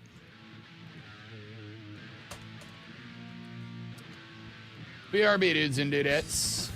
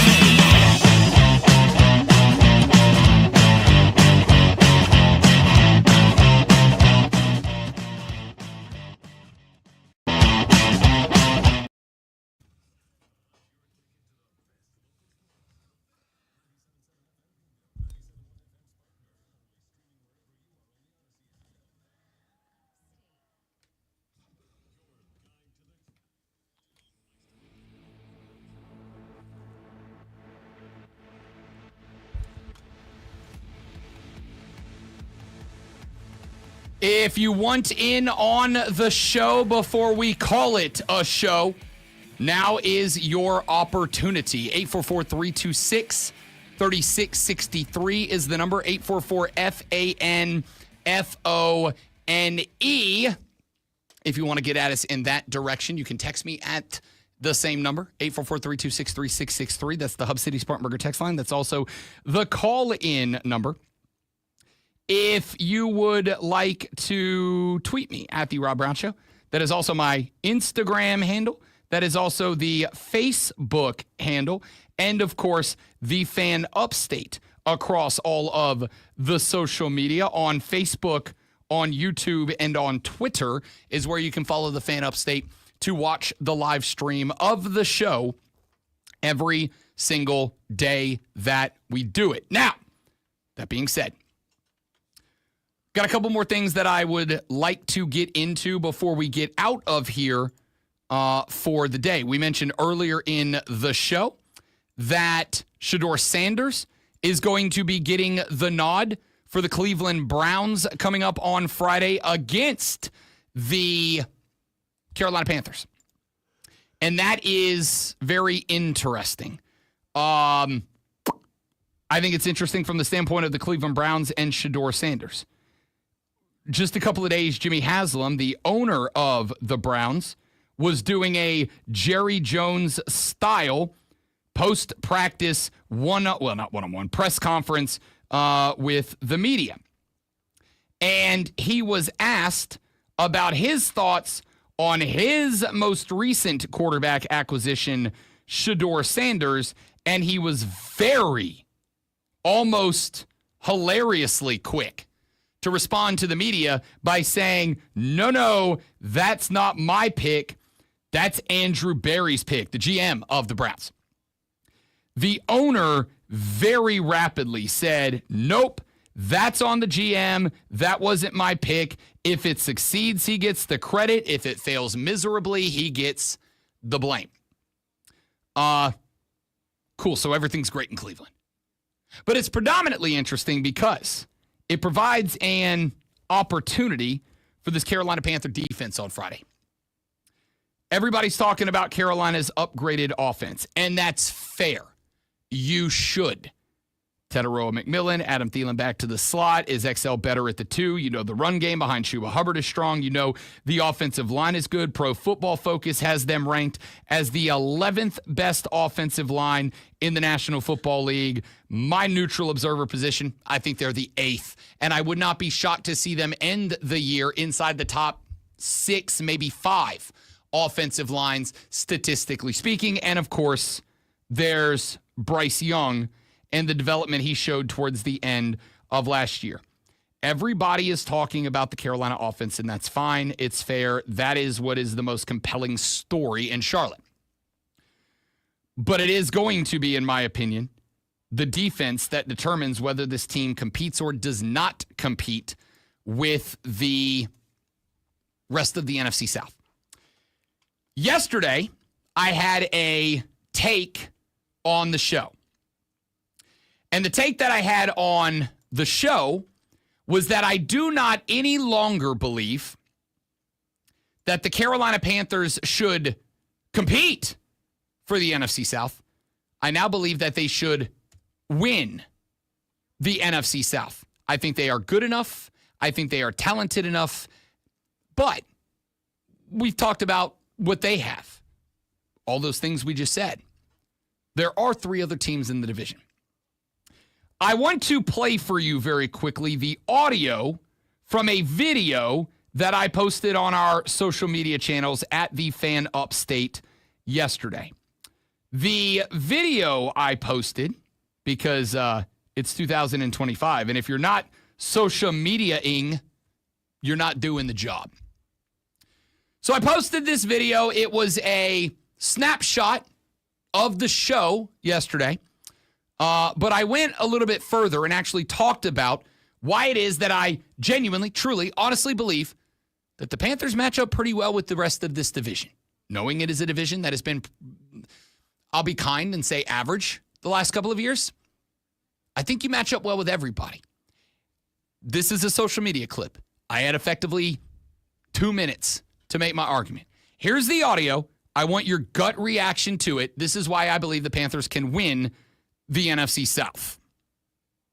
All right, the Rob Brown Show. It is hot take time. The expectations for the Carolina Panthers are higher this year than they have been in forever. I'm going to raise them one more time. I do not think that the Carolina Panthers should compete for the NFC South. I think the Carolina Panthers should win the NFC South. Now, I'm not going to make all the arguments all over again about why the Panthers are good. Quite the opposite. I'm actually going to look at the other three teams in the NFC South, and I'm going to make the argument why the Carolina Panthers can and should beat them. Let's start with Tampa Bay, your four-time reigning defending divisional champions. Solid again last year, but defense did not create turnovers. And the NFC South this year, I think every offense is better. So there's a very good chance they're going to be walking into a lot of shootouts. And this year they do it with a brand new offensive coordinator. They're third in 3 years. Will he work well with Baker Mayfield? I don't know the answer to that, but I do know that if I'm banking on him to outduel all three improved offenses, I'm not super comfortable with that. And by the way, your two biggest weapons, Evans and Godwin, they're both getting older. They've had injury concerns. I genuinely think this is the year that the Buccaneers take a step back. So let's look at the New Orleans Saints. They're not good. They are stuck in rebuild limbo and doing it with a GM who has kicked the can so far down the road, it is in another zip code at this point. Spencer Rattler, Tyler Shuck. I'd like to think Spencer Rattler's going to work out. No one else seems to be confident in the QB battle. Kellen Moore won a Super Bowl last year. He's the new HC there, but he didn't bring Jalen Hurts and A.J. Brown with him. I don't think New Orleans has a chance to even be competitive this year. And finally, the team that I think is the best competition, the Atlanta Falcons. Michael Penix Jr., not good last year. Threw with less accuracy than every QB in the league with the exception of Anthony Richardson, and I'm relatively sure Colts fans would tell you that's not much to be proud of. The good points for Atlanta, the pass rush is better. Here's the thing. Carolina has the best offensive line in the NFC South. They can neutralize that. Bijan Robinson is an absolute stud. Derek Brown is back this year for the Panthers. I believe he is a top 3 defensive tackle in the league. They can stuff or at least slow down the run game. So I do think it is a slight edge to the Panthers there. Here's the hot take. I am not hoping that Carolina wins the division this year. I'm banking on them to win the NFC South. I've already taken the bet slip out. The growth of Bryce Young was not a fluke. The weapons are now in place. The O-line and D-line are both dramatically better. Come back at the end of the year when you go, damn, that one weirdo on the radio was right. Carolina wins the NFC South.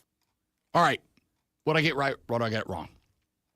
There was the breakdown. There was the take about the other teams in the division and why I am genuinely in. This is not a grab attention take. This is not a, y'all, I've been here 5 years, not once have I tried to rock the boat with a grab attention take, especially about this football team, all right? If I was going to rock the boat for a take, it'd be about one of the college football teams we cover. The take for me is New Orleans isn't very good. They're not a threat. The take for me is Tampa Bay is going with their third offensive coordinator in as many years, and OBT Dubs. He was last year's passing game coordinator. You're not pulling over a guy from like another spot where he had success. You're going with an unknown quantity. Granted, they've gotten it right twice in a row with Canales and Cohen. Maybe they do again, but I think it's step back time. Atlanta, the best team in the division that's outside of Carolina. Bijan Robinson, very good run game. Problem is, Carolina's defensive line with Derek Brown back is anchored. Atlanta, much better pass rush. Problem is, Carolina's strength on offense may actually be the offensive line, not the wide receiver group. Of those takes, great one, of my critiques of the other three teams in the NFC South, that I just said I fully believe Carolina matches up very well with all of them. Issue with any of them? Am I being over aggressive? Am I rushing the timeline with this team? Or does it make sense? I would like the Panthers to win. I think they have a shot. I think every team in the South has had a shot for every year for the last decade. It's still Tampa's. The South is Tampa's until they get beat. Is this a be the man, beat the man situation? I think it is. It went from when Tom Brady was there, they were winning. Now Baker's there and they're winning. They just are. And until they get knocked down, if Tampa is on the other side and starts losing some games, then maybe Carolina can step up. My mind might be changed about whether they can truly dominate the South. Just Friday, actually see them on the field for a little bit. I mean, if they come out and Bryce Young throws some touchdowns, or at least leads some good drives without being overwhelmed, then I'm going to be happy. But if they come out and they're throwing pick sixes and he can't stay upright, then there's a problem. Yeah, and I that's obviously very fair. I think the take for me in that point is going to be, as I've said, and about also how much are they going to get scored on? Very fair, because if Shedeur and the Browns come out and Shedeur runs you up and down the field, again, context matters. I think there will be a big difference in the Browns put up 24 and we go, holy crap, Shedeur Sanders is insane, versus Shedeur Sanders is fine. There was no reason for you to give up that many points in the first half. Panthers playing defensive starters too, or just offensive starters? Entire team starters. Okay, all right. So that's the impression I got from Canales. Which is another reason why Shedeur's playing is so he can actually go up against starters and see what he can do. I think that's part of it. I think it's probably also, let's not throw 40-year-old Joe Flacco in front of Derek Brown, right? Like, let's not let him get dusted like Thanos is out there. We'll see. We'll find out. And now, the Rob Brown Show presents Twitter. That could definitely be a reason also. All right, the first thing that's Xing is National Root Beer Float Day. I'm all in. I'm all in. I had to tell you, was it a big root beer float, kid? Just because I don't know why, like the texture of the ice cream going in the root beer, and it kind of got soupy, like it wasn't my thing. But it and banana splits, two things that as I got older, I circled back around at one point, and I was like, damn, I'm really mad at kid me because I missed out on this greatness. Now, if you want a root beer float, I'm going to tell you, take the time, go to the store, find yourself a Beta root beer. It is out of Southeast Louisiana. It is made with cane sugar that they grow on site. They go out, they cut down their own cane sugar, they put it in right into the root beer. It is the hands down best no questions asked root beer.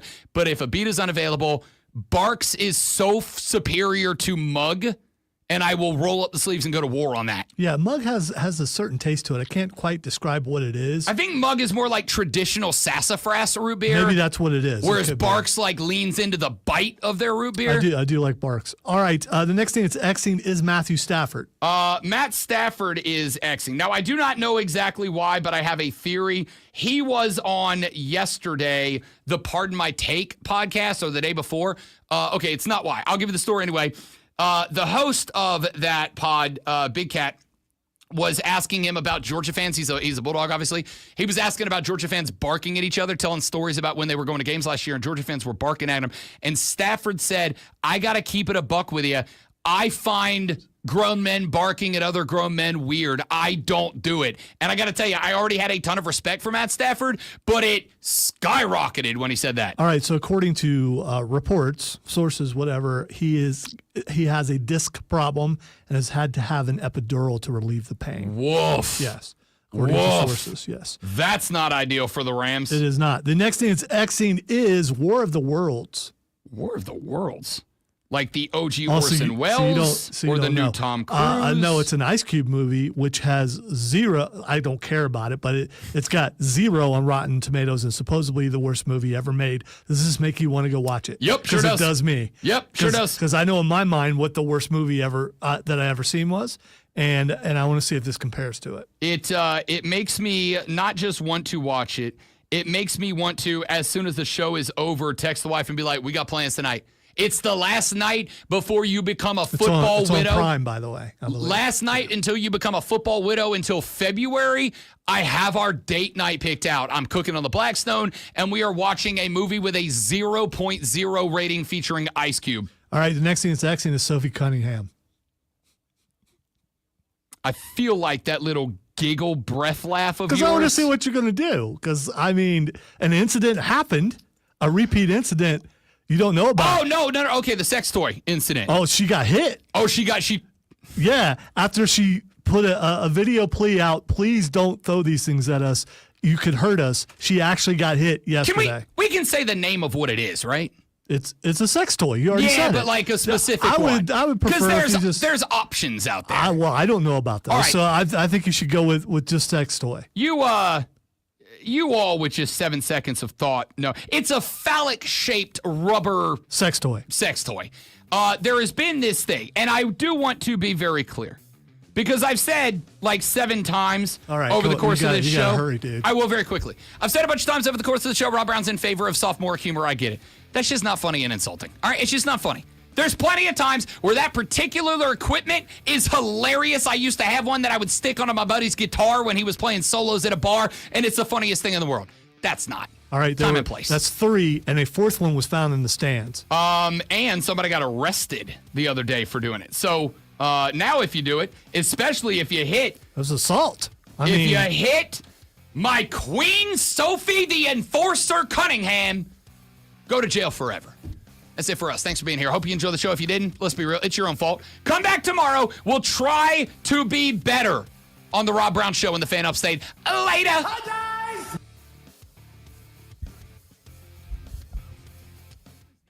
Oh, man, oh, man, oh, man. You didn't see that she actually got hit.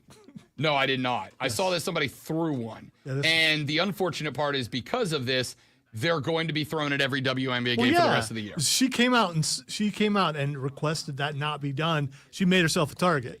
But how are they not checking? I mean, are we going to get pat downs now? I mean, what's the thing? The obvious joke is, well, if you want to smuggle one in, I know a place for it. Okay. Yeah. That's the obvious sophomore joke. Well, I think everyone who's thought about it has wondered where it was hidden. So, I mean, that's the thing. Let's just say I feel bad for the security guard who has to pick it up and remove it. Yeah, I agree. All right, guys, got a jet. We're out of here. Thank you very much for being here. Hope you enjoyed the show. If you didn't, I don't know what to tell you. Texas said a blind squirrel would like to find it up, but that doesn't mean it's going to happen. Clemson can want to win the CFP, but that's not enough. Just my opinion. Cade is a blind squirrel crossed with a dumb golden retriever. He does have golden retriever energy, not a dumb one. I mean, that was a good throwback there. It was. Retriever thing. It was. Yeah. It was. All right, that's it for us. Thanks for being here. You're amazing people. Tell your friends about us so we can get rich and famous and retired. Tomorrow's football day, you guys. Tomorrow's football day. Lulu Kessen's back with us tomorrow. Yay. That's very exciting. Glad to have her back in the fold. Fight Club is tomorrow at 9:20. I've never forgotten about that segment of my life, and I certainly won't start tomorrow. No. And Rashad Beard's back on Friday. I have spoken and confirmed to him we are good for Friday. So Panther Talk on Friday on pregame Panthers Day #1. Yada, yada, yada, yada, yada. Goodbye.